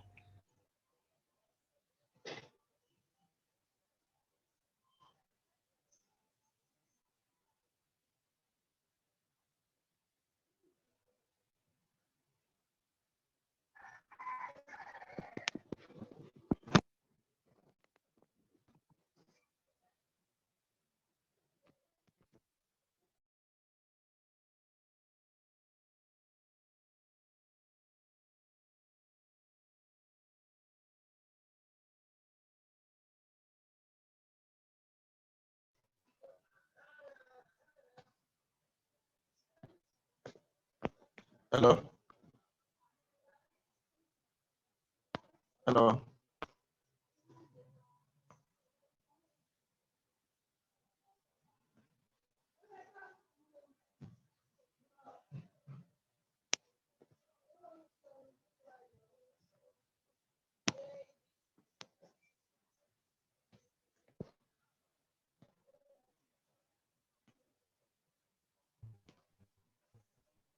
Yeah. Hello. Hello. Okay, now sorry, it was network. Okay. So now can Okay. you hear me now? I can hear you. Okay, fine. Now, so because of that criticism that you are saying that, okay, year one, I'm going to receive 8,000 naira. After I receive that 8,000 naira in year one, what am I going to do with it? Will I just go and keep it under my pillow? Year two, I'll collect 6,000 naira. What am I going to do with it? Year three, 10,500. That internal rate of return fails to what? To expatiate. It doesn't consider reinvestment assumption, that this 8,000 naira that once I've got it, I got it in year one, I should be able to what? To reinvest it again. For year two, 6,000 naira, I should be able to what? To reinvest it again. Year three, I should be able to what? To reinvest it again. That now calls for what? For modified internal rate of return. Modified internal rate of return. Let me see. So that's now called for what? What is called modified internal rate of return. And by modified internal rate of return, we are talking about what? Internal rate of return was modified as a result of its what? Failed test of reinvestment assumption, as it is in Hello, the case sir. of what? Of MPP. Sir, I Hello, can hear sir. you. Please help us Yeah. to the screen. Okay, sorry. Thank you. Yeah.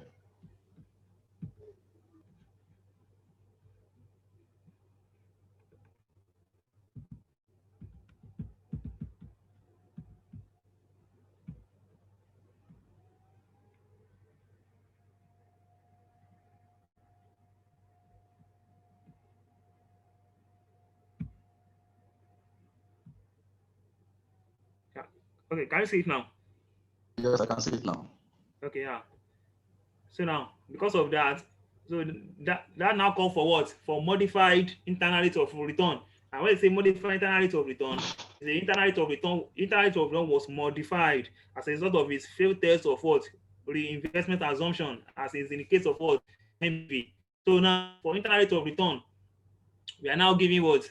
Now, let me quickly say this, because investment appraiser might come in what? In different form.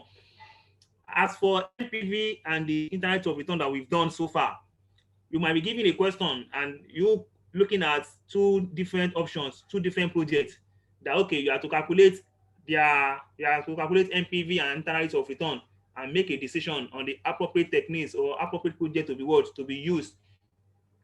That should the project be what be undertaken or not. Now, after calculating your NPV and internal rate of return, if one project, let me try to illustrate that so that you understand it.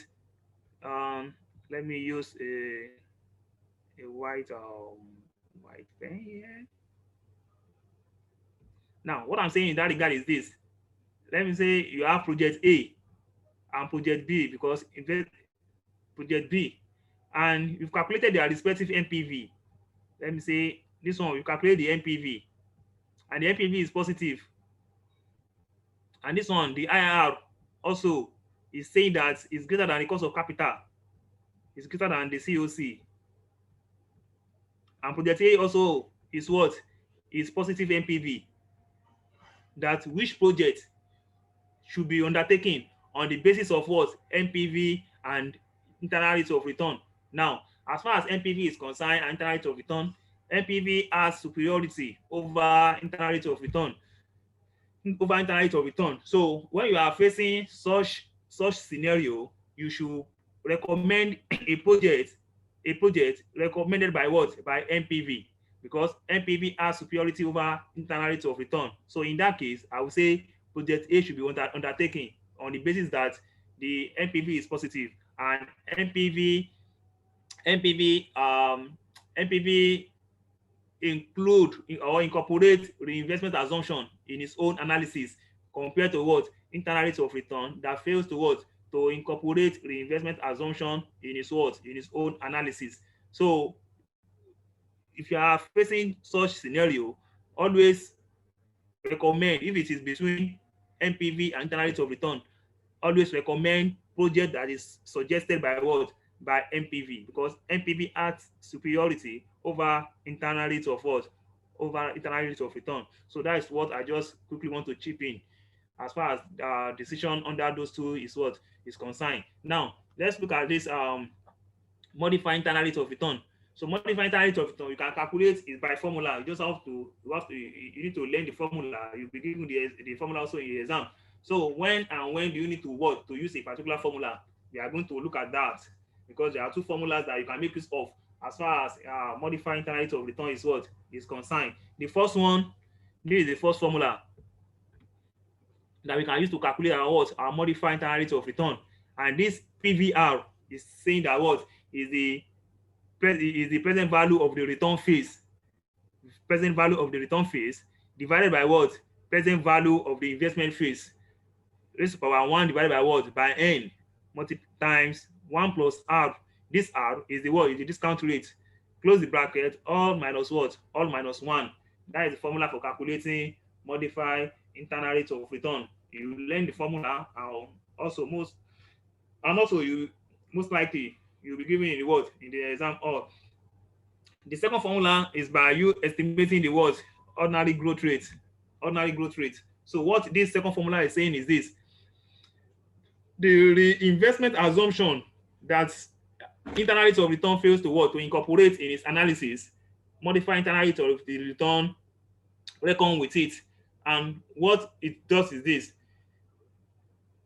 the DN is the terminal value of the return phase. That means the return phase given in the question, there is you are going to what? Reinvest all those return. That's what they call, most people call terminal value. That is, once you get the return in year 1, you are going to reinvest it at the cost of what? Cost of capital, to get the what? The terminal value for year 1.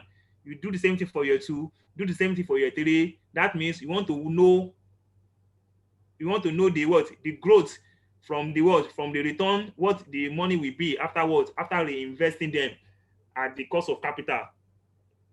That is your DN, and that will be what? That will be your DN, the terminal value of the return phase. I'm going to illustrate that. We are going to see it. And the second one is what? D0 is the present value of the investment phase. All raised to power 1 divided by n, all minus what? Minus 1. It's just that you are estimating growth rate, estimating growth. that okay, from the returns that you get, you was later reinvested. After reinvesting it, what will be the growth rate? That is the second formula for calculating internal, have been modified internal rate of what?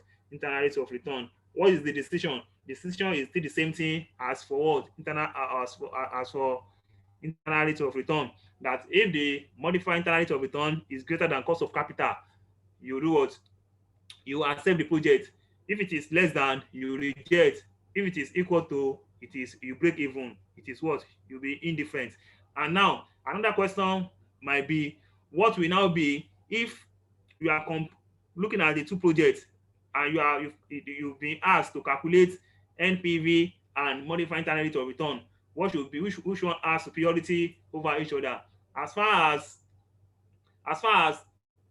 the investment assumption is well, uh, is taken care of, in the modified internal rate of return. Any project that MPV suggests, modified internal rate of return will also suggest the same thing. Two of them will be what? Will be consistent, because their assumptions are what? Are the same. Their assumptions are what? Are the same. So that is that as far as modified internal rate of return and NPV is what is concerned. Any project that NPV suggests, MIRR also will suggest the same thing. Any project that modified internal rate of return suggests, NPV also what? We suggest the same thing. So now let's look at how to calculate modified internal rate of return using this using this example. Now, example one now, ICAN Online Tutors is considering a capital investment where the estimated cash flow are year 0, 50,000, year 1, 18,000.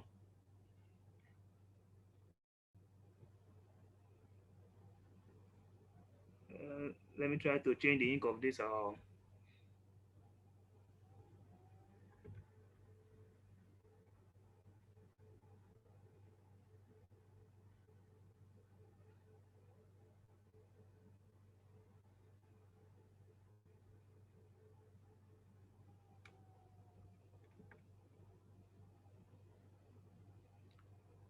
Let me try to.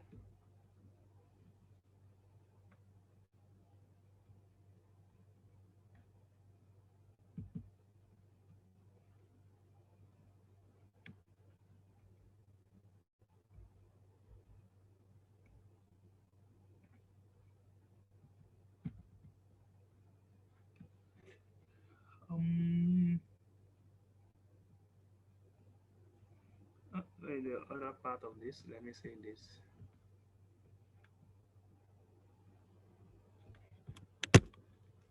Okay.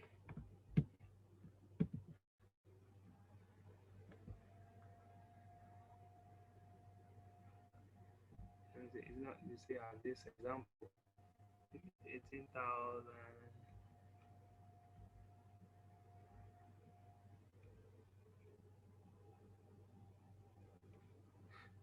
Okay. Okay. Now, without let's use this example as okay. Okay. Let's just look at this. Let me clean up this, and let's look at one of the examples that we've used before, so that it will save our time. That will save our time. To save our time now, let me illustrate that. Now, let's use that same example. This down here is not showing well. Now to use this formula, I need PV. I'm referring to the last example that we used. My my PVR, that is PV, present value of the return phase, from this last example. Let me look at the last example. Hello, are you with me? Yes, I'm with you. Now let's use this same example. I just want to illustrate how it's been done. So now let's use this last example so that it will save us time. Now, okay, we need present value of the return phase. So from this last example, these are my rewards. These are my return phase. Is that not? From year 1, Yes, to yes. what? To year 4. And my return phase. So what is the submission? As I'm coming 6,000 plus Okay. 6,000.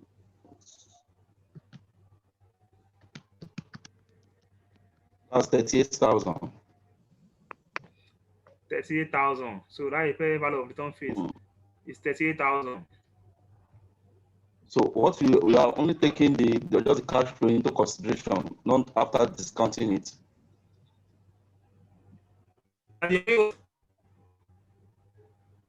Hello, sir. I can hear you now. I said we are taking just the cash flow as in before discounting. No, is it before discounting? It's not discounting. No. Okay. Just present value. Their present value. This is what I need. Their present this value. Addition of this. Okay. 7616 5442 9072 and this one. Okay, that is the present okay. value. This is just the normal cash flow. We need the present cash. Okay. Okay. That's about 50,000. No, 50,000 is investment phase. We don't need the investment phase. We said our PVR is present value of the return phase. Return phase. That is the inflow phase. The return phase only. That's what we need the present value for. I hope you get it. Yeah. So in this case, the present value for the return phase starts from what? From year 1. In this case, that's where I started. This company started getting return from that investment. From year 1, year 2, year 3, year 4. These are the what? The present value. These are the present value from here. This is where the present value starts from. So 7616 plus 5442 9072 and this last one, which is 11522. The addition of this 4, that is my return phase. The present value, add them together. That's what we need. Sorry, come again, please, sir. Our PVR is present value of return phase. I hope you get that. Present value of return phase. In this case, we are looking at this example that we just did, in order to save our time. Now, okay, yeah. This is the years. This is the year. Year 0 is my investment phase. That is my investment phase. Year 1, year 2, year 3, year 4. That is when I started getting return from that investment. That is the cash inflow. Okay. Now, I've gotten 8,000, 6,000, 10,500, and 40,000. That is the cash flow. Once you discount it, after discounting them, that is when you're going to get your PV, present value. So the present value that we need now is the present value of the return phase. The present value for year 1 is 7616, not this 8,000 again. Because once you discount it, you get what? PV. PV is taking your cash flow, multiply by your discount factor, you get your what? Present value. That's how to get present value of anything. Once you discount any cash flow with the what? Discount factor, you get the what? Present value. So in this case, we need present value of the return phase. My return phase starts from what? From year 1. So that means these are the what? The return phase that I need the what? The present value for. 7616 for year 1, 5442 for year 2, 9072 for year 3, and 11522 for year 4. Add them together. That is the present value of the return phase.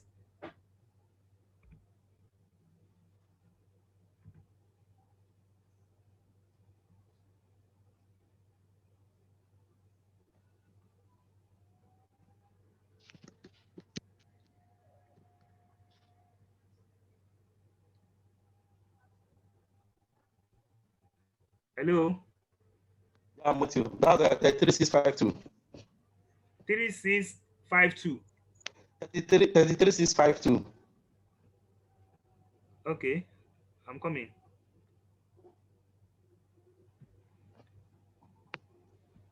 33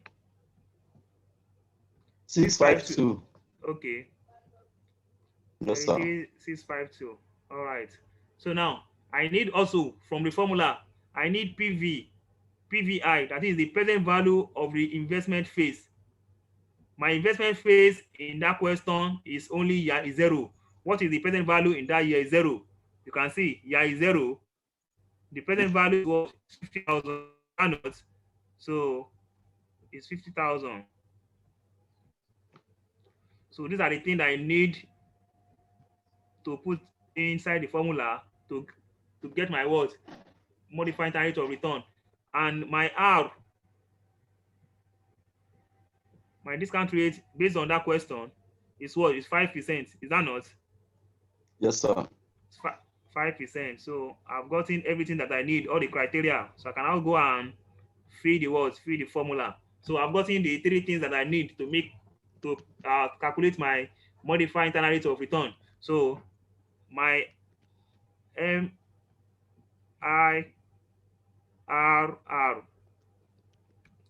is equal to what? My PV of the return phase is 33,652. Abi? So I put it Yes, here. sir. 33,652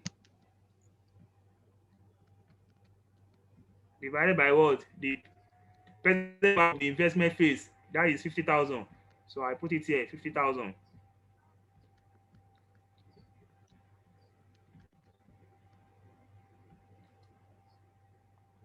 Put it in bracket. So risk per 1 divided by what? N. N is the what? The number of years. The project is for how many years? That's 4 years. So you put 4.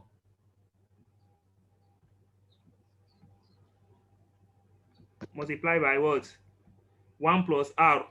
1 plus R, that's 0.05. plus 0.05. So close the bracket. All minus what? All minus 1. So you can solve this mathematically. 33,652 divided by 50,000. You get your answer. Find the fourth root of that answer. Multiply it by what? By this. All minus 1. What would that give us? Okay, let me do that.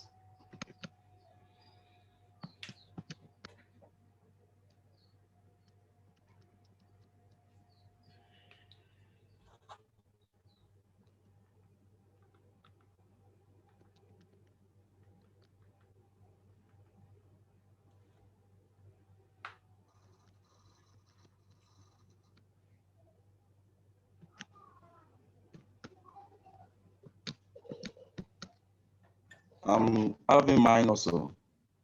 Negative balance. Possible. Hello? Yes, I can hear you. Yeah, I'm having a negative balance. Yeah. Let me see. 33,000, 33,652 divided by what? 50,000. 50,000. That will give you what? 0.673. Is that not? 673. Yes, sir. Okay. So how do you calculate your fourth root? This per. So what I did is on my calculator, what I have is 67304. There's a particular this in there. Arrowhead. This is called something like that. Okay, When I punch it from your calculator, I don't know the calculator you're using. Use your second function, and you see one sign like this, S like this. No, it's there X inside it, and there is 3 here. You see something like this from your calculator. Can you look at something like this? Yeah, yes. Now, if you can look at something like this, so from there, press your second function. No, press your 4 because we are looking for fourth root. 4 shift this sign and press 0.673 inside it. Using that, I think we should be able to get was it 0.9057. So that's what you get after finding the fourth root.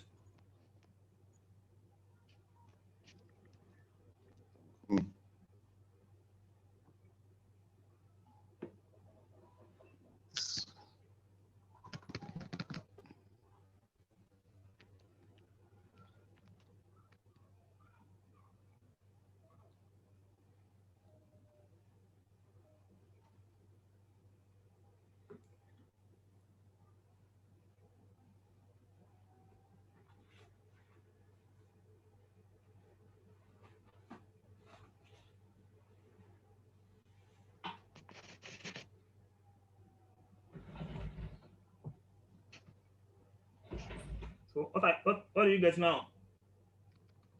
I'm still trying to.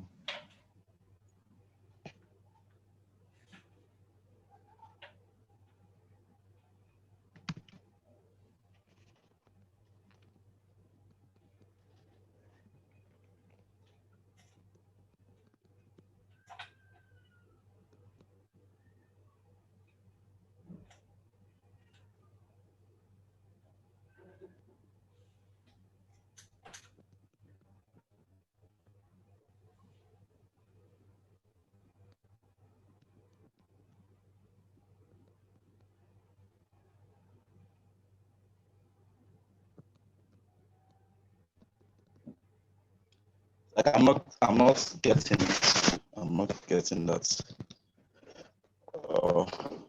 Okay. But this is what I did. Okay. This what. Okay. Because if I'm this is what I did. I said 0.67304 Okay. raised to power 0.25. That is one divided by 4. Okay. Okay. So with that there, I will get 0.67304.25. Now with that I will get 0.9057. Okay. Then multiply by 1.05. By 1.05. Yeah. Yeah, I will now have 0.95. Okay. So -1, I you now don't know get if negative. Yes. I'm not with scientific calculator. I will have tested that, but it's more. It might be the same thing because the what is this? Okay, this, you know that this is the same thing as you finding fourth root of 0. Um 0.673 after division.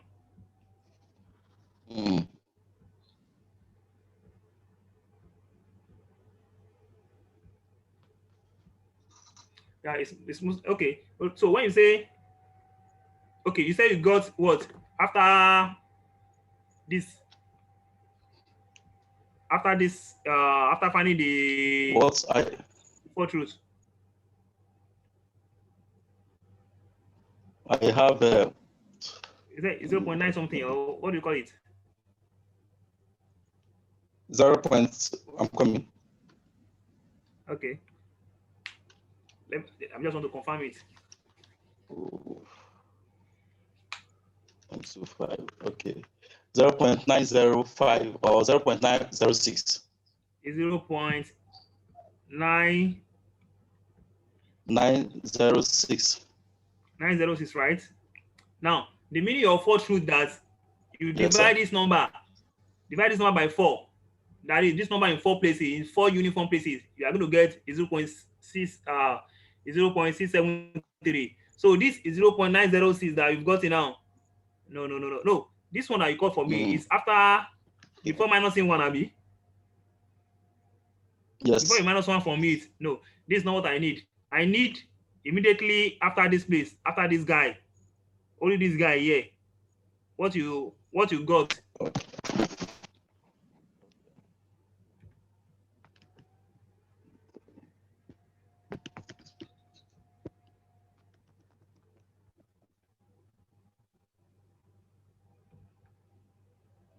Only for this guy, only for this, within this range. Within that range, is, right? Yeah. Your 0.673. So I have with that one I will get 0.906. 0.9. You can't get 0.906. But let me confirm something. The formula there is, do you have negative sign there as in the PVR over PVI? PVR over PVI, yeah, exactly. No negative, nothing. No negative. Yeah, it's the absolute value that you are looking for. The absolute value, that's what you are looking at.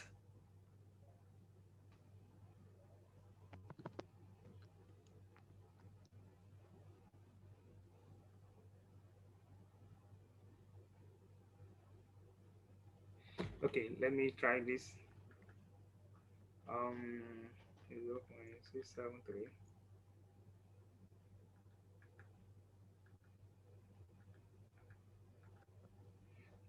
It should be 0.168. So 0.168 in 4 places is 0.168 times 0.168. 0.168 times 0.168 times 0.168.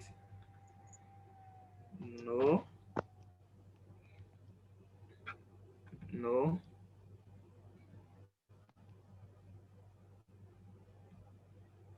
It's not a 0.168.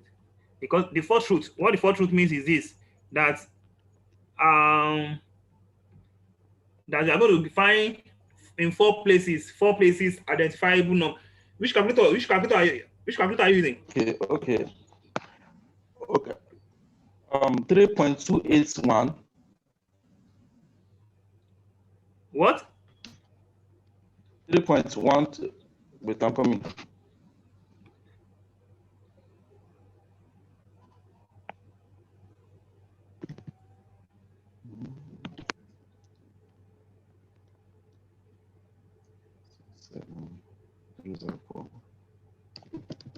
Okay.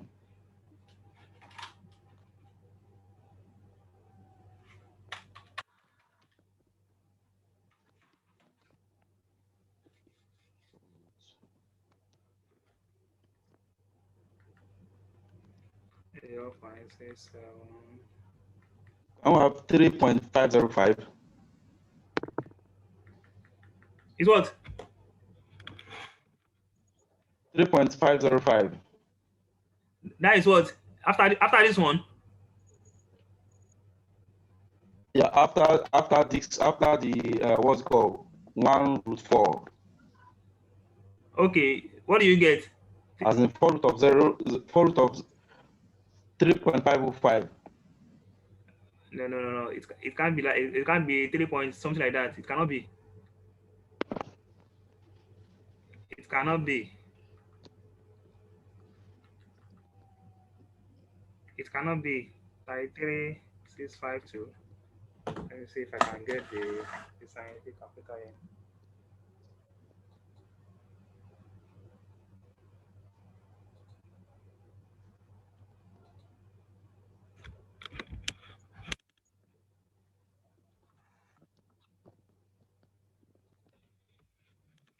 See.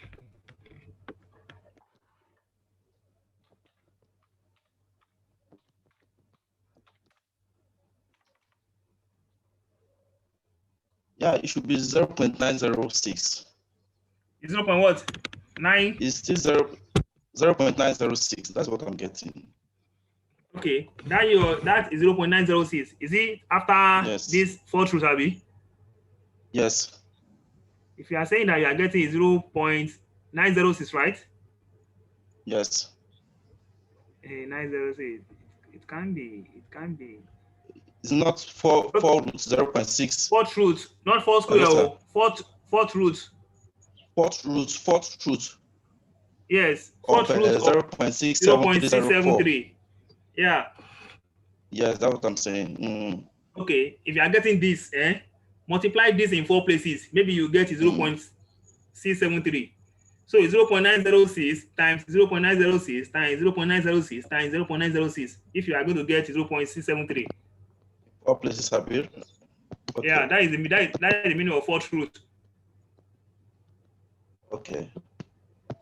That is in 4 uniform places. That is what it means. When you say square root of 4, you say 2. No, that means 2 in 2 places. 2 times 2, 4. You understand? So if you are saying 4th root of 0.673 is 0.906. So multiply it in 4 places. Maybe you get it. 0.67377. Okay, you get it, Abi? That's I'm having 0.673. Okay, after multiplying this one in 4 places, Abi? 7. Yeah, yes, sir. It's same thing. Okay, sorry, let me just confirm that. 0.906 times 0.906. That's 0.673. 0.673771738. Yeah, you are right. So now you are right. So multiply by 1.105.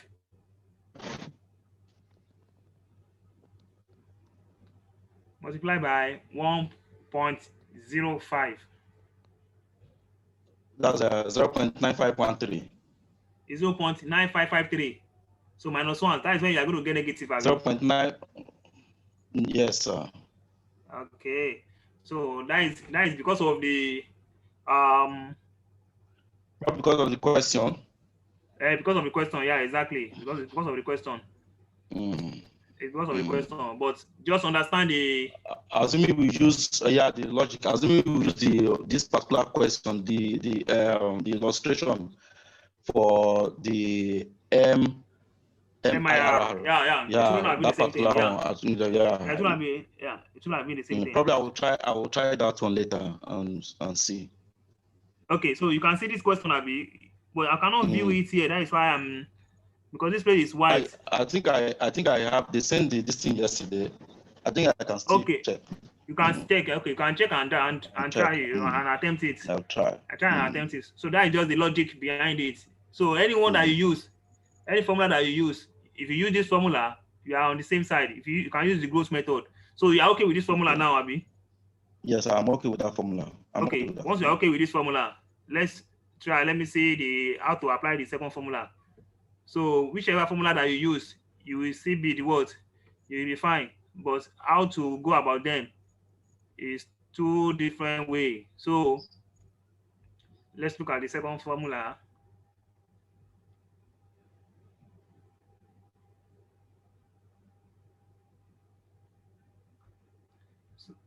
So MIRR is direct. It's formula based. So now the second formula is saying that we need to calculate that we need to find the terminal value. That is the returns. We need to to compound it. We need to reinvest them, and after reinvesting them, so that means they are solving the criticism of of internal rate of return in that regard. So how do you do that? Let's quickly look at how to go about that one. So now the question say that year 1 I'll get 8,000. Year 2 I'll get 6,000. Year 3 10,500. Year 4 14,000. So in year 1, once I get this 8,000, there's an assumption. That assumption is that I have to reinvest it. So we can now say, you can say the terminal value now. Most people call it terminal value, right? So we call it the terminal value.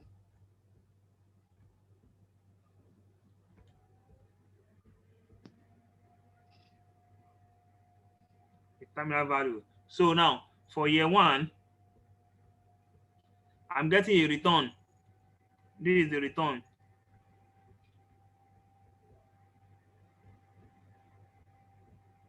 I'm getting a return of 8,000.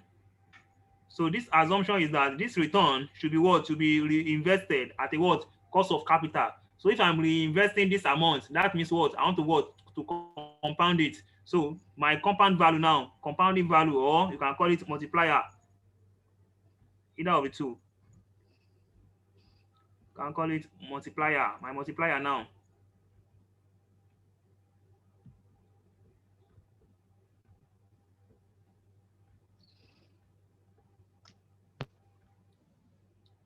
Multiplier. The multiplier will be at the cost of capital. So the cost of capital in the question is is 5%.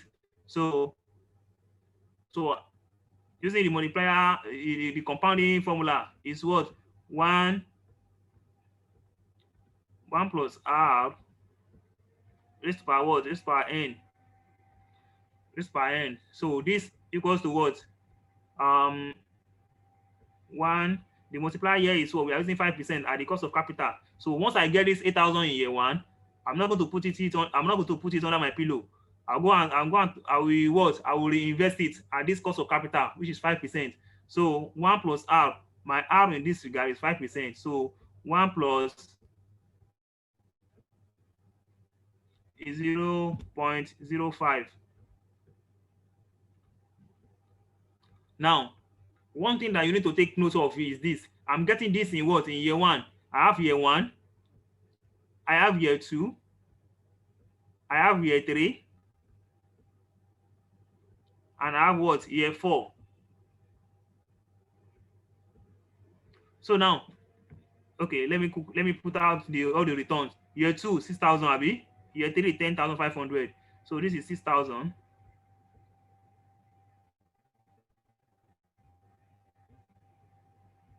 The third one is 10,500.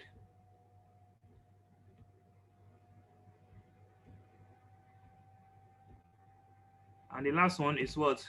14,000.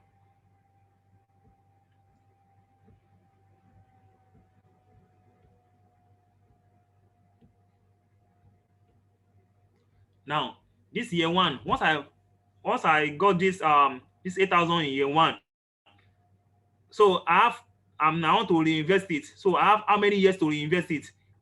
Once I get this 8,000 at the end of year one, so I have how many years to reinvest it? I have year two, year three, year four to what? To reinvest this 8,000. So that means the multiplier will be what? Raised to power 3. So I have 3 years to reinvest this 8,000 that I got in what? In year one. So that means my multiplier will be what? Raised to power what? Raised to power 3. The second one is 6,000 for year two. Once I get this 6,000 for year two, I'm going to what? I'm going to reinvest it again. So at the cost of capital, which is 5%, so 0.05. So once I get this 2,000 in year two, I have how many years to reinvest it? I have year three to invest it and year four to reinvest it. That is what? Risk power 2. So risk power 2. The third one is what? 10,500 return in year three. Once I get this in year three, this is the multiplier to calculate the what? The interest on it. 0.05. So I have how many years to reinvest it? I have just only 1 year. So risk per what? Risk per 1. For the last one, year 4. Once I get this 14,000 in year 4, I have how many years to reinvest it? Is 0.05. This is 0.5. So I have no years to reinvest it. No years. Because I'm getting at the end of year 4. So this one is what? Risk power what? Is 0. So what will now be the what? What will be the amount that I'm going to get after reinvesting this return with the what? With the cost of capital. So here, hello, are you with me? Yes, I'm with you. Okay, now, so do you understand what I just did now? Yes, I understand. Okay, so for year one, so what I'm going to get 1.05 9261. Hello?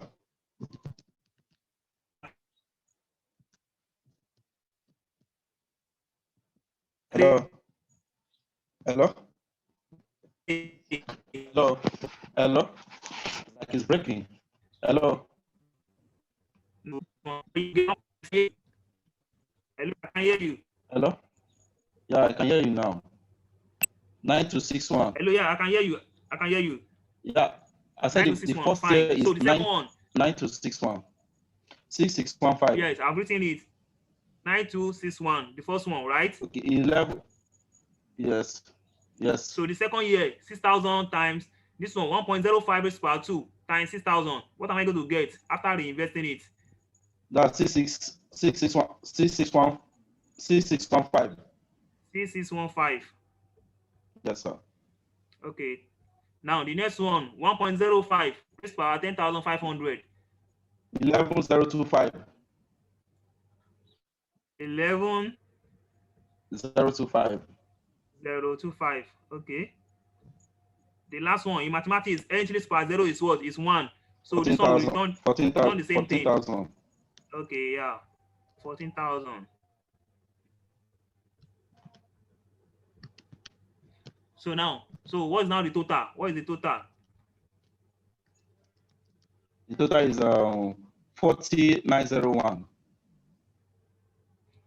Okay, okay, wait. This no, so this mine in this is 40,901, Abi. Yes, sir.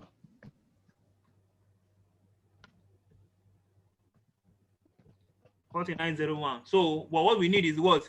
Is the PV. So, what is now you discount it with what? What is our discount factor? Is it not 5%? 5%. So 5%. So let's find the discount factor for each of them. For this one, the DF is what? For year one. I'm coming. Okay.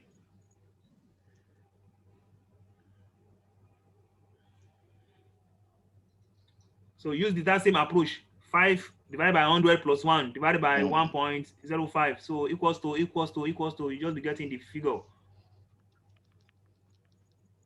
Okay.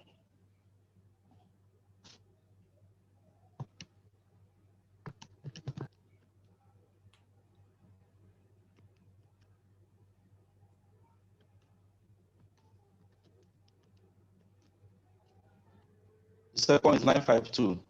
0.952. Is 0.952. 952. Okay. So the next one, year 2 is what?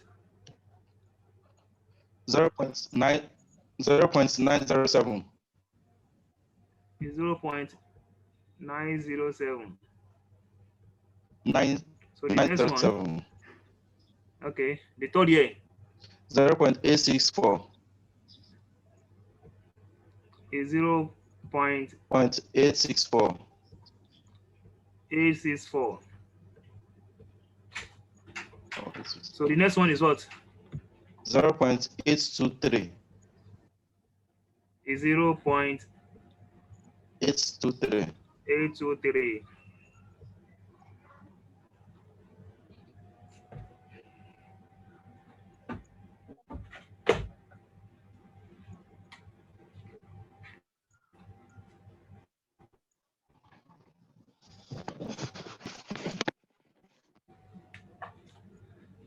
Is 0.823. Okay, now. So now, after finding the discount factor now, the next thing is to what? Multiply it. Now, this is our what? This is our terminal value multiplied by the discount factor. Okay, year 1. So what am I getting in year 1?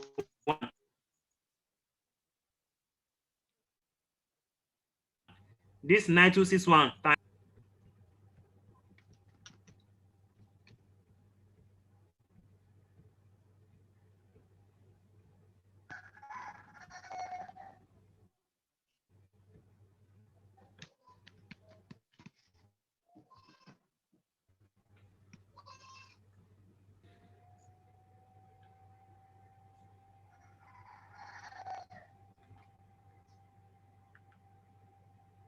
So are you with me?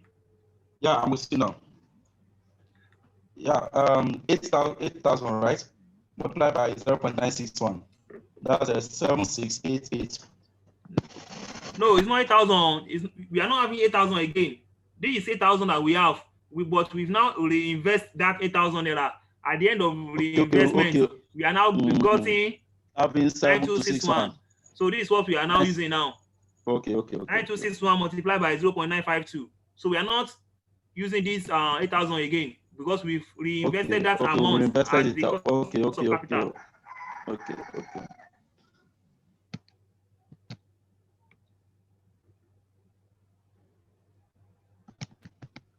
0.961, right?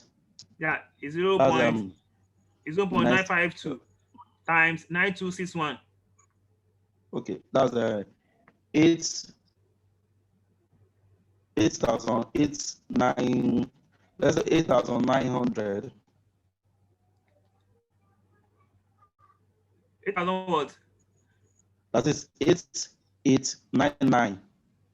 8899. 8. Yes. Sorry, what do you multiply? 9261. Yes. Multiply by 0.961. It's 0.952. Okay, sorry. Okay. 952.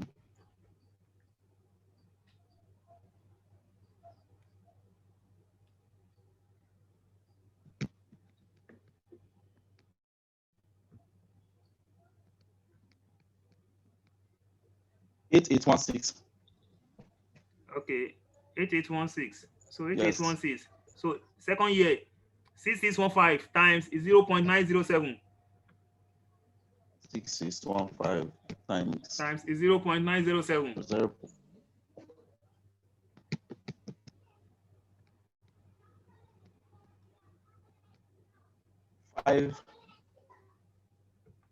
5 what? 5999.8. 5999.8. Or 6,000. Or 6,000 better. So 6,000.